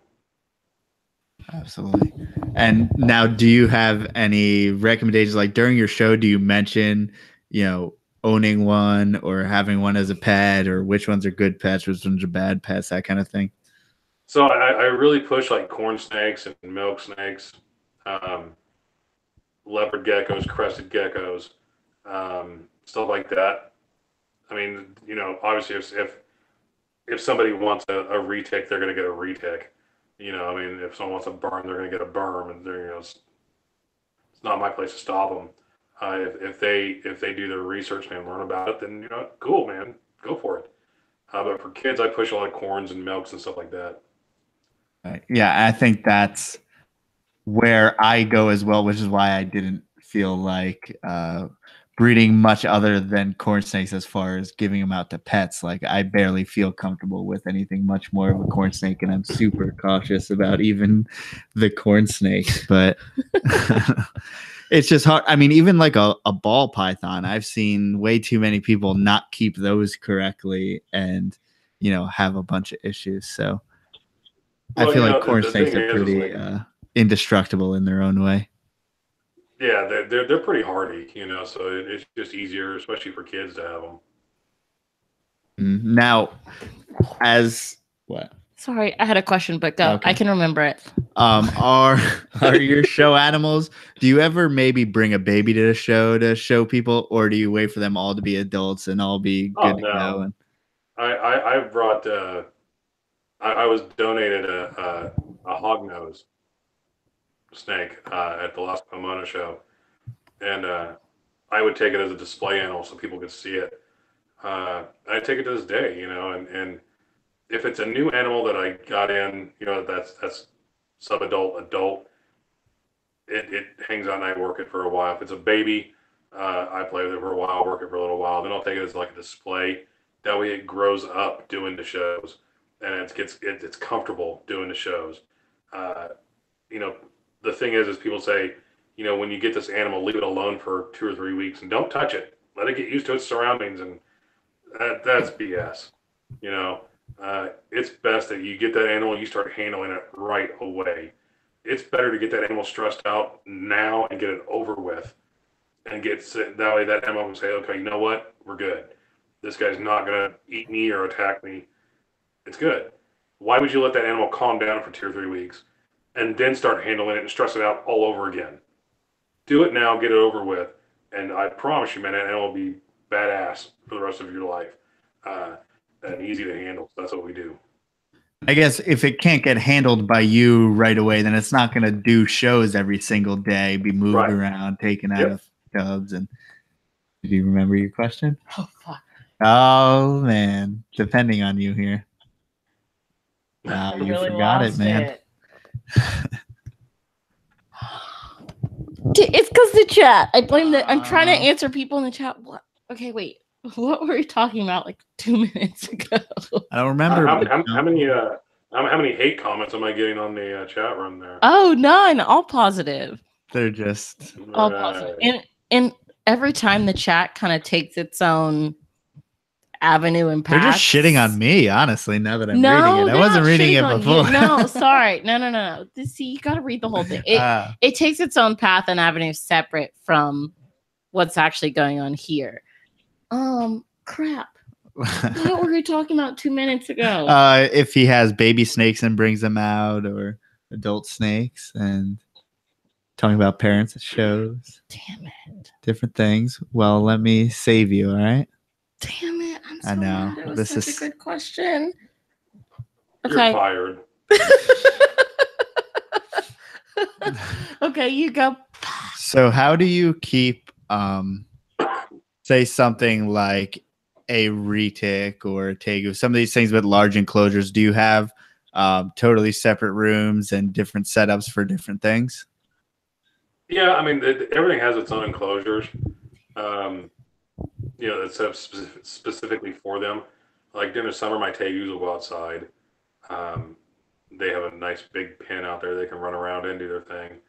And I'll take, animals outside and let them cruise around and get in a kiddie pool and swim for a little while and, do their thing. Yeah, I mean, they all have their own little enclosures, or not little, but little enclosures they get to live in and live their life. So, but, a lot of people, talk about enrichment for animals, which is important, right? Animals need that enrichment. But my animals use their enclosures to eat and sleep because their enrichment is me. I am their enrichment. Going out and doing these shows, that is an enrichment. These animals work incredibly hard. And I post all the time about how proud I am of our zoo and how hard they work. Because they do, man. They go out every day, bust their ass, and do a fantastic job. They get handled by tens of thousands of people, and they're good. They have no problems, right? So they come home, they get in their enclosure, and they're like, all right, I'm done. They just go to sleep. They eat, go to sleep. Then they get up, do shows. I feel like that's kind of jarring for the breeder who myself is like, I try to leave them alone as much as possible. But for you, obviously, your job depends on you getting these animals to the point where they can be constantly stressed without any, ailments or negative effects of it. Well, it's funny because I hear people say, ball pythons, they'll go off food, they stress easy, they do this, they do that. I've done it where I've taken a ball python I did 3 shows one day in a school, had a ball python, I took it every show, came home, put it in its enclosure, which is in a Zilla front opening enclosure, right? It's not a tub. It's an actual glass, It has one hide, has a light for a heater. Put a mouse in there, it ate. Put another mouse in there, it ate. Put another mouse in there, it ate. And people are like, oh no, that poor ball python, if it's out wandering, it's stressed. No. If it's out wandering, it's just cruising, right? I've had them eat, do shows, eat, do shows. So, I think people use that as excuse, a lot of times why it's not eating. Oh, it's stress. It's stressed. No, you're just not doing something right. Mhm. I've never had a problem. All my animals eat and they work harder than any animals around. So, Yeah, I think we've perpetuated kind of a culture of making excuses for keeping animals in tubs, and that's one of them. And for I sure. keep animals in tubs too, but also I think people have gotten away from the fact that pets may be kept differently. I am a breeder. I keep them in setups like a breeder would. Right. I don't And know if here's the you have thing. one corn snake. I don't know why there's a reason why you should have it in a tub. Right. And here's the thing. Here's where I'll probably get bashed. People say that, racks are better for ball pythons. And I just wish I'd have so much more respect for the breeder if they'd say, we keep them in racks because it's easier for us.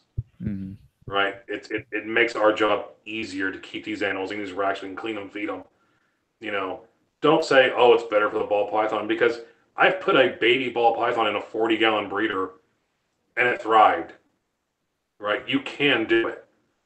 Uh, so the racks are for the person to make their job easier. Because obviously you can't have all these tanks for a breeder, right? That just wouldn't make any sense. Right. So racks have their place for breeders, uh, but don't play it off like it's better for the animal. It's better for the breeder. Oddly enough, I agree, and people are gonna hate me too for that, but whatever. And I'm a hypocrite. I'm the one who does it, but Hey, uh, I have a rack. I'm not bashing them. I just wish they would say it for what it is, right? mhm. It's easier for you. Yeah, you don't have to sell anyone on anything. You just say this is what works for me. I think that's also important to where obviously keeping them the way you do works for you. Our friend Wes that we mentioned before, he has all of his animals in like kind of naturalistic type of setups. And yeah, he works a lot harder on me to maintain his enclosures, but they're all amazing and all the animals do amazing. Right. And like, yeah, there's no reason why you can't keep them like that. Right, and that's my goal. Is I want to go bioactive, naturalistic on all my animals, everything. But it's a work in progress. It takes time, to get to that point, and not only that, but then managing my time, right? Shows, family, working the zoo, stuff like that. So it's kind of a figuring out the best way to do it. Absolutely. Do you have plans on kind of upping your collection or upping your business? Like, can you even ramp up your business as far as how many shows you're doing? I could, I'm sure, Yeah, like there's still a without few hours left in dying. the day. Um, we're always looking to book more, and if that day comes where it's like, okay, I need to hire somebody to help out, to do a couple shows here and there for me, uh, you know, I'll hire my kid, or I'll tell my wife, hey, guess what? I double booked again, uh, and I'm always looking, for new animals, kind of because we do a lot of repeat shows every year. Birthday parties. They'll have me like every year for a kid's birthday party. Um, So I try to bring new stuff. Like I'm going to go to the Pomona show here. I think it's August 12th, and just kind of peruse around, see if there's anything uh, that would work, for our shows. The last show I went to, I was really lucky, man. I was like, people donated millipedes to me. They donated a retic to me, a lavender albino retic. They're like, here, use it at your shows. Uh, a hog nose. I mean, people are, some of these breeders are really kind of amazing. They see your reach and what you can do in the public, and they're willing to say, here, take this and use this. So, Right. Yeah, that's super cool. And also, how like precise are you with your pickups? Because I feel like some people are, you go to a reptile show, you buy something that looks cool.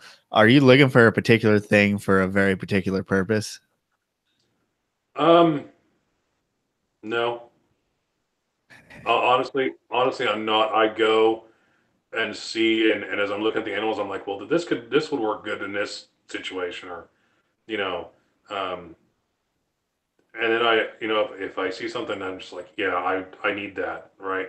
Um, I bought some Asian scorpions, I didn't know anything about Asian scorpions, but they look cool, right? And I was like, those would work good in the shows, right? So I bought them, got home, started reading about them, got everything fixed up for them, took them to my shows, and my flat rock scorpions, you know. So I go to the shows just to look and see, and if I see something that's like, yeah, that would work good, then that's what we'll do. So it's pretty much just an eye test. Hey, I find that cool. Right. Someone else will probably find that cool. Well, I remember we had a veiled chameleon named Conan, because it reminded me of Conan O'Brien, of that comb over type thing, and I would take Conan and I would hold worms at my shows, or people would hold a worm and Conan would throw his tongue out and grab the worm and take it from the kid's hand. And people loved that. And everyone told me, you can't use chameleons. They stress out so easy. That's horrible. And we did shows with him for like 2 years until I retired him. He was amazing. And every show he would like eat a worm from a kid's hand. And you would not believe the smile on these kids' faces when they see that. So, do you feel like are there any animals that you just can't work with as far as things that you've gotten as rescues, or other things that are is there such an animal that's too far gone per se? Cats.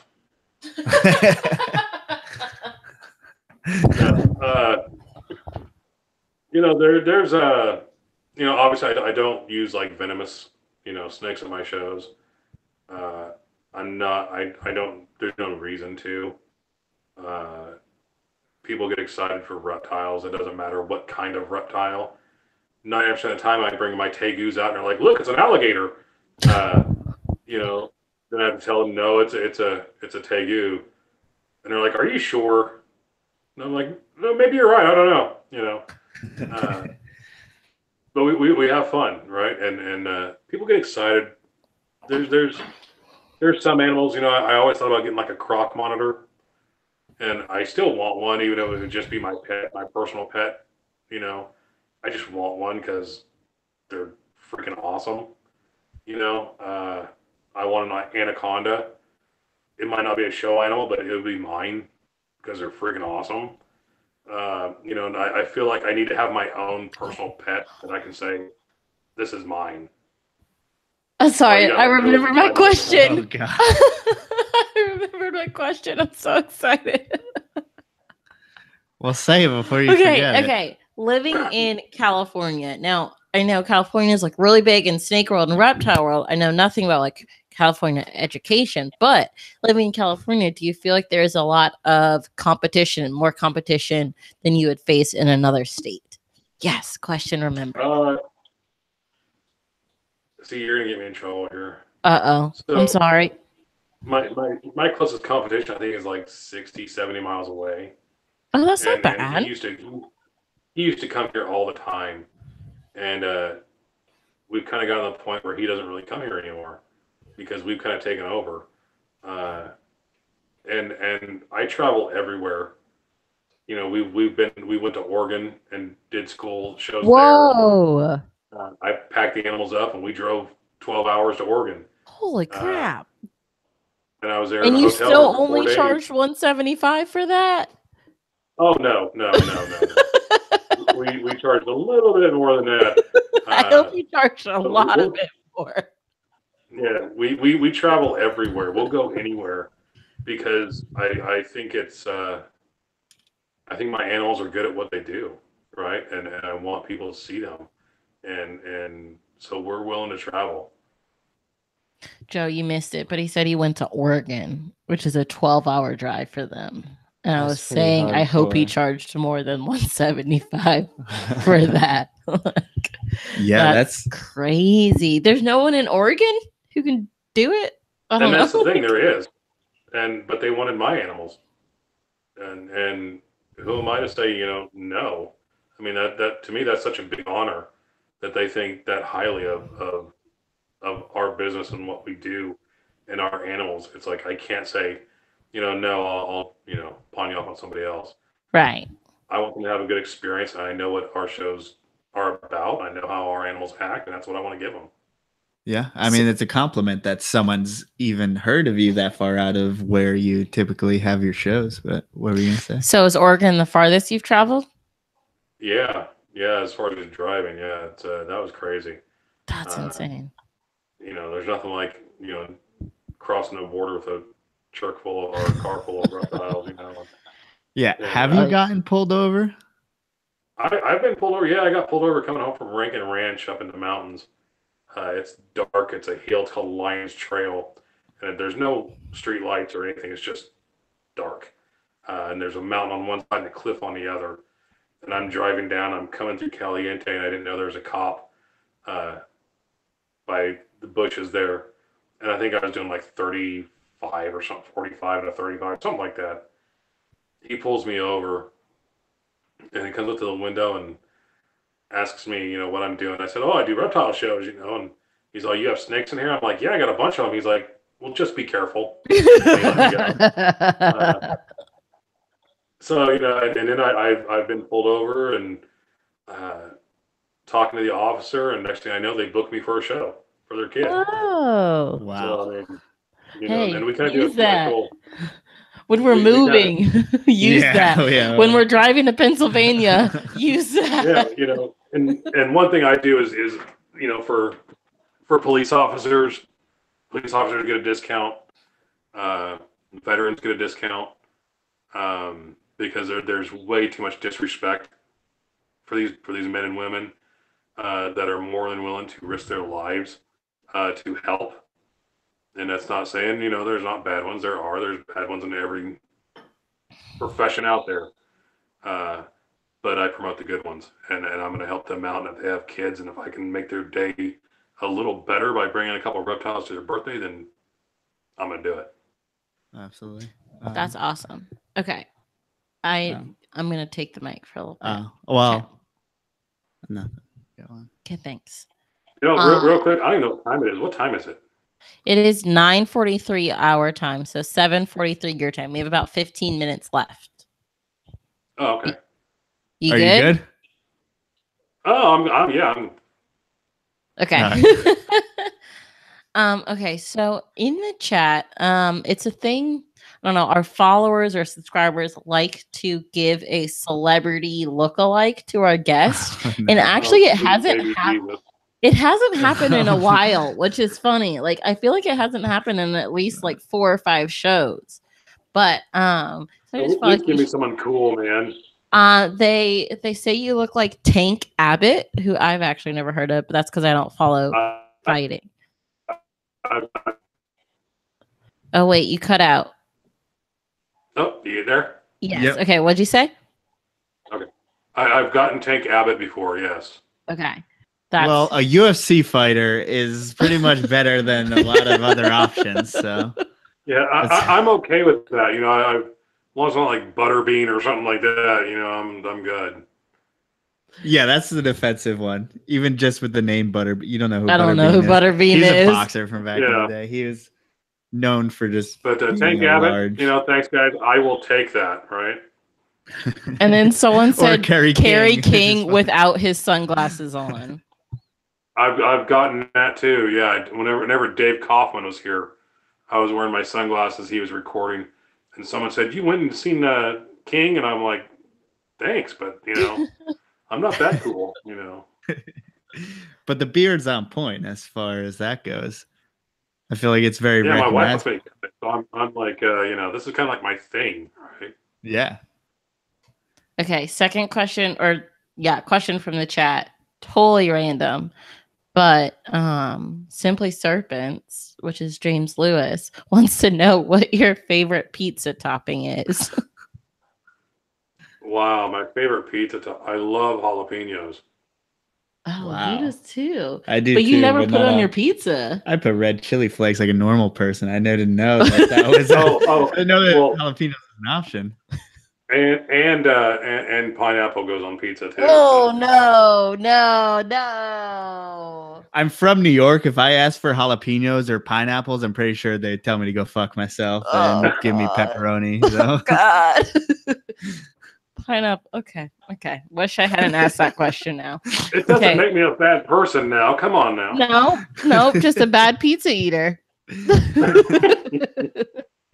I'm okay with that. Okay. Yeah, there's worse things than Tank Abbott and bad pizza eater. Okay, now we can get back to reptiles. Okay. Now that you gave me permission, what are some other things that you mentioned Anaconda. What are things that you're interested in personally as far as keeping reptiles? Oh, man. Learning, man. I mean, get some really cool species and learn about them. Like when I got George, my monkey tail, he was sent to me, and I was like, it's like a whole new experience because he was wild caught, and so he had a huge attitude problem. He would bite everything that came near him. I mean, he was hell on wheels, and now he does shows, and kids pet him and touch him, and so learn about the animals, learning what they can do, and just kind of figure out how you can work them to make them kind of accept their new reality, right? Their new job. It's a pretty amazing thing.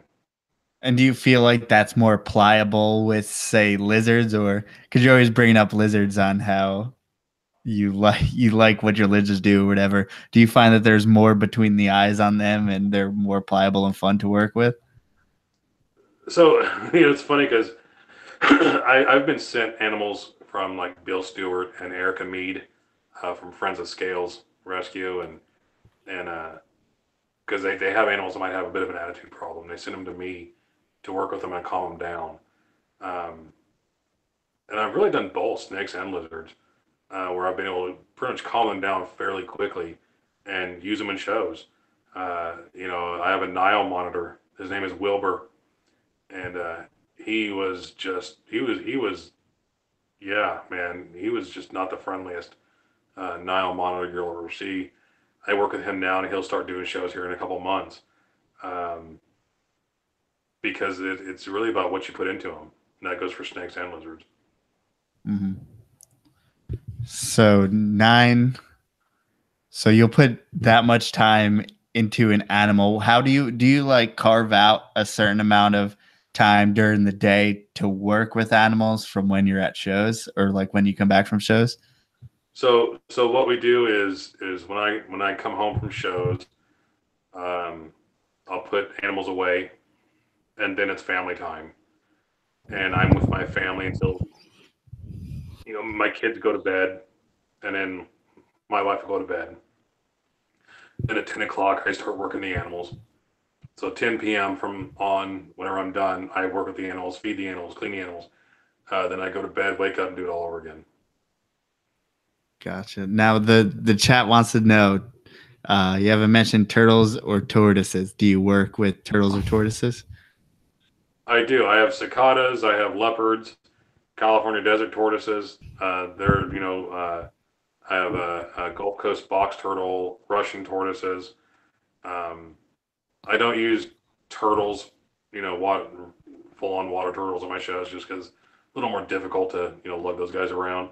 Tortoises are easy. The only problem I have with tortoises is every time I get them in the car, start driving, something happens and they go to the bathroom all over the place. And then like my whole car smells like it just got ran through a zoo. So that's a little rough, but we deal with cicadas and stuff like that for shows. You in Bakersfield, do you have weather nice enough to where part of the year the animals are outside as far as tortoises and rhino iguana and stuff like that? My cicadas and my leopards and my desert tortoises, they're outside year round, no matter what. I'll flip the water on for them if it gets hot, spray them down, let them soak and get a mud bath. But yeah, I haven't had any problems with them outside. Do you feel like that's the best way to keep them? If your climate allows it, oh yeah. Because they get like a whole new sense of what's around them, sights and smells and stuff like that. And they become a little actually calmer, I think, because they realize they're not being attacked or being eaten by anything, even though they see birds flying above and stuff like that. So that's true. I guess just that exposure. Some more comments or questions from the chat. Darren Watson asked if you belong to any Facebook groups and do your views on tubs cause tension? I'm on a couple of groups. I've gotten away from a lot of them because it's a lot of bitching, and it's gotten to the point where it's like, somebody says one thing, and, I feed my ball python mice instead of rats. People freak out, so I don't really post a lot in groups. I rarely post at all in groups. My views on tubs, it's my views, man. I don't hate people, or I'm not gonna bash people for using racks. I don't care, man. If that works and that makes you happy, and your animals are healthy, dude, go for it. It's not my style, right? And we should all be okay with that. I'm not gonna bash. I have a rack, right? It works. It does what it's supposed to do for me. It makes my job easier for those particular snakes, right? It's not for the snake; it's for me. But yeah, people know I'm not a big, tub kind of guy, but it's all good, right? We can all get along, hold hands, sing Kumbaya, all that kind of stuff, and disagree. So. Yeah, I think that's an issue. People don't like disagreeing when really, like, come on. Of course, people are going to disagree. It doesn't mean that they're bad people or ill-intentioned. It's right.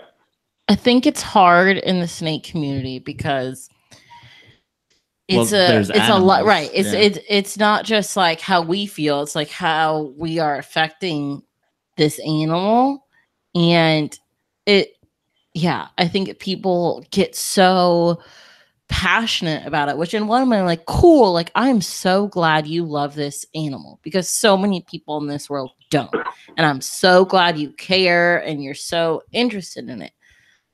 But then there's the flip side that you care so much that you only view one way as the right way. Instead of celebrating the fact that we have this in common that not many other people have in common, we decide to pick apart the little parts that we don't like about each other. Right. And that's really the problem, not only with the reptile hobby, but with this country. I mean, people believe different things. It's like, you believe this, you're automatically a bad person. You're an evil person. And it's just the most ridiculous thing I've ever heard. And even outside of this country, it's interesting. Just through this podcast, I've learned that whole countries are all about bioactive. Like, it's a whole country. Yeah, like Europe is different from the UK. Right, that's different from not the US, just like a city or a state or a small group of people are about this one way of keeping it. Like, a whole country is like, oh no, you got to keep this way. I'm like, what? Well, you know what? I find the bioactive thing interesting. I think the bioactive part of keeping it is interesting. It's something to learn. It's kind of cool, man. I mean, you use these little isopods and everything works together, so it's really kind of a cool thing. So I mean, things like that, to be able to learn more and try, man. To me, that's what makes it fun, is trying new things and keeping things a new way. Not everything has to be, like it was 10, 15 years ago, man. If it works for your animal, I mean, that's like Ty Park feeding dog food to tegus. Everybody said that was crazy, but that's like their main food is what they get at his place. That's what my tegus get. They love it, and they're healthy. So there's different ways to do things, and we just all need to accept it and move on and encourage one another and have some fun, man. Yeah, I think that it's just, why did we do this? Why do we keep all these animals? To have fun and to appreciate them. Why do we spend time, getting caught up in these groups that we agree with or disagree with? And I'm always on the front of, if you, wow, this is totally going past snakes, but if you are in a group that is already a minority, don't separate yourself anymore. That's always been, we're much stronger that's together. My thing on all fronts, because I'm in a minority in so many different ways. Like, if the rest of the world is already against us, why are we going to break ourselves apart into smaller groups? Like, that's not going to help our fight. That's not going to help no matter what we're talking about. Don't separate yourself anymore. Well, you know, Like, it's one of those things where it's like, especially reptile people, a lot of posts of people say, "Oh, I hate humans. Humans suck." You know this and that. what? No, yeah, that You know, happens a lot. you know what I'm saying? And that stuff drives me nuts because I love people now. And that was me 20 years ago. I like that you I didn't said know now. Like, you No, didn't. I didn't want to be around people. I didn't like. I love people, man. I love talking to people. There's so many amazing people out there. And even as part of the reptile community, it's like we want to cut those people out and say, no, they're bad, or whatever. Their views are different. No, man, I invite them. They're my brothers, they're my sisters. We have fun. Love one another, man. Have some. There's not enough love, man. Go give someone a hug, man. It's a cool thing, man. Even ball python breeders, give them a hug, right? Show them some love. It's all good. Yeah, and I don't dislike ball python breeders. If anyone, I thinks dislike that. ball pythons. I don't dislike ball python breeders. But really, I don't dislike ball pythons. I just don't think that they're the best pet. And as a corn snake person, it's my duty to make people think that corn snakes don't suck when everyone thinks corn snakes suck and everyone thinks ball pythons are cool. And as a person who has an opinion, ball pythons suck. But I think every kid's first snake should be a retic. So we all have opinions, and they all suck a little but bit. then there's, like he said earlier, there's sucky people in every hobby, and there's great people in every hobby. And even within snakes, there's sucky people within each species, and there's great people. And how many people have we had on the podcast, and how many shitty people have we encountered? Zero. Like everyone who's been willing to sit down and like talk a shitty to one, us. or what? What?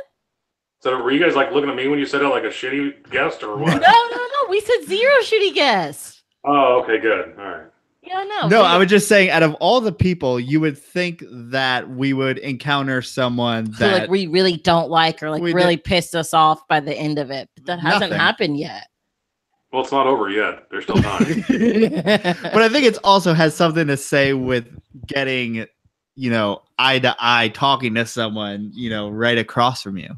Also, we have to caveat, we selectively choose who we ask to be on the podcast. Fuck, right? It's very biased. Right. So we can't really say much. Yeah. Well, we gotta do. That's true. But I mean, it still is true. There's people who keep way different stuff than us and keep very different than us, and people who probably would like shit on us for our ambient keeping. But again, no one's like vehemently come after us, and we haven't totally gone after. And we've never. Unless you take YouTube comments to heart. Okay, in the podcast comment or in the podcast, no guest has like attacked us for the way we keep, and we haven't attacked anyone. Yeah, I don't think. Well, corn snake breeders. Yeah, I think the problem is I don't think anyone's intimidated by us, or we have anything that anyone else wants. I think it's different when there's money injected into it, which there's clearly not any corn snakes. So I don't know. Maybe awesome. So when should I be expecting a box? I am willing. She didn't hear that, right? No, I was about to say, hey, listen. I am willing to do that because I think it's for greater good. I think you trading for some house snakes that we don't fucking need is not for the greater good.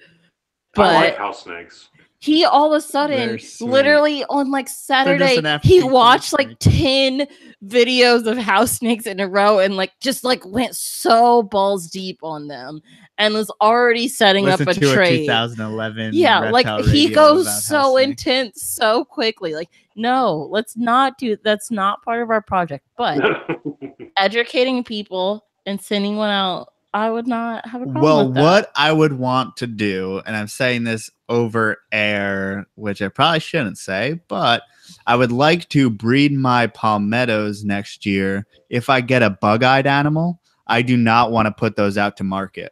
So it's a perfectly fine animal, but it's going to have enlarged eyes. Approximately 10% of the palmettos have that.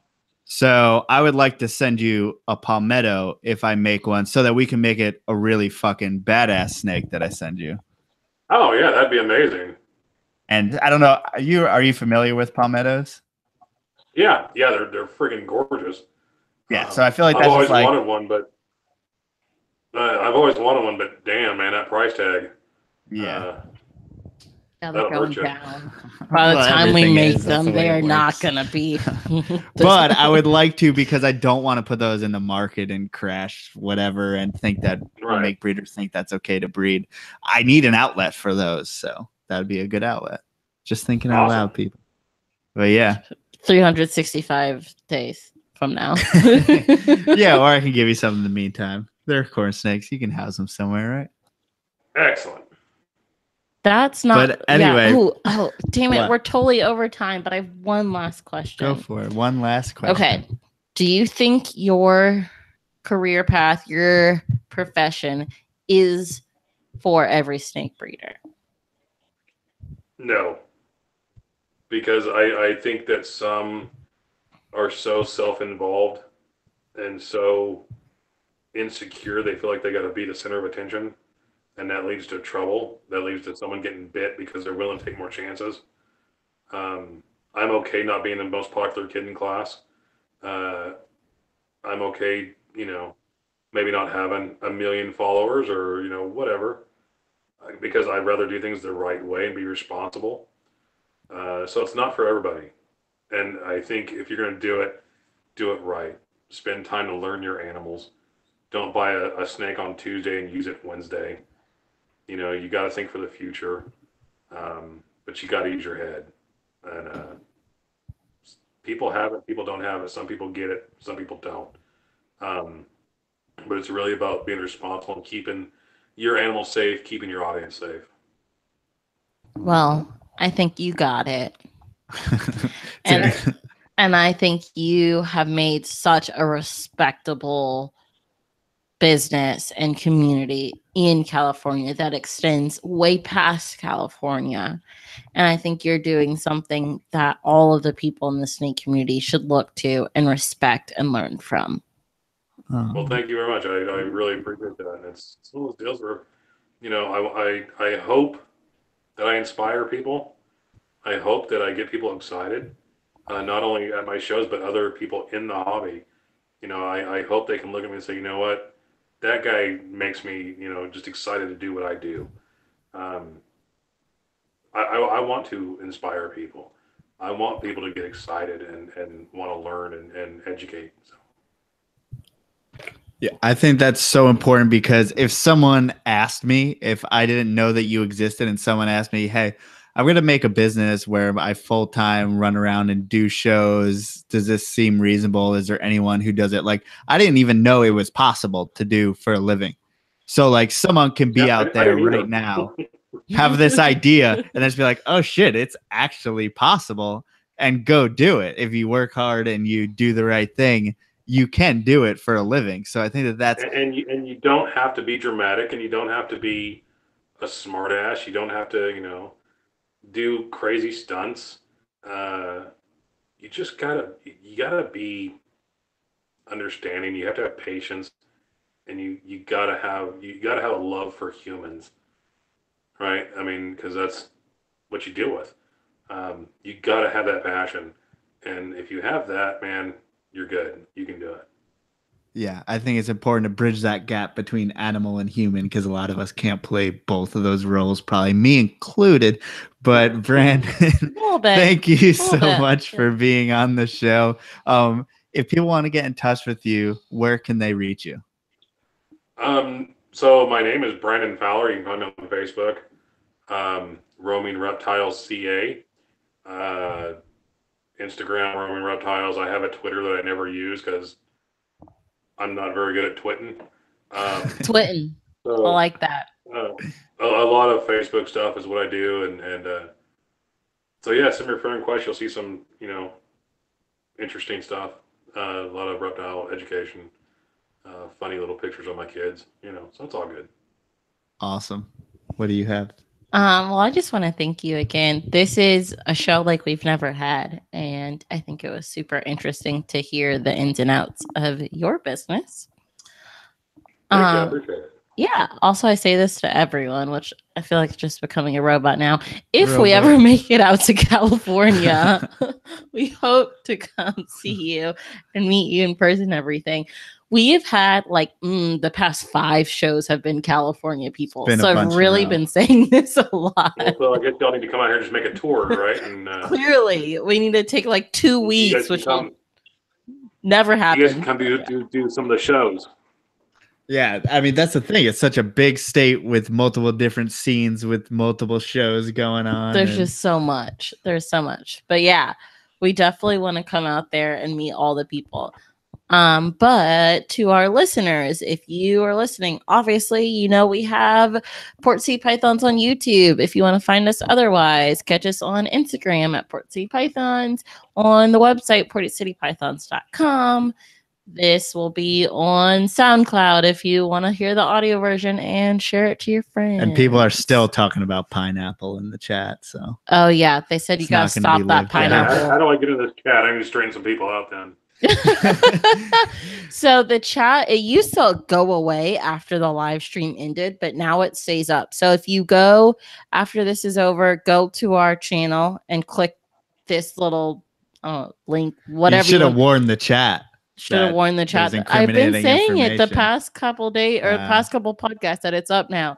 I can hide it though. I have hid some chats that have gotten a little too crazy that I don't want the rest of the world to see, but this one is pretty normal. So yeah, if you just go on about pineapple. Besides Todd hitting on the two of us, I think and you, right. Brandon. No, yeah, that's what I meant. The two of us, not you, weirdo. Who would you? Okay, excuse me. Sorry, you and Brandon. All right. The only attractive people in this podcast.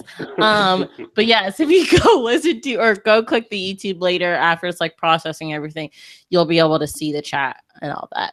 All right. Animals available, portcitypython.com, or just say whatever. Someone called you hot. Are you happy about that now? Oh, you got your pump up. Thank you guys so much for listening. We will be back next week with someone we shall not mention, because if we mention them, they will not come to the show. Also, neither of us know who it is. Don't remember, but it's on the calendar. I swear there will be someone. Yeah. Okay. All right. Thank you, everyone. Later. Bye.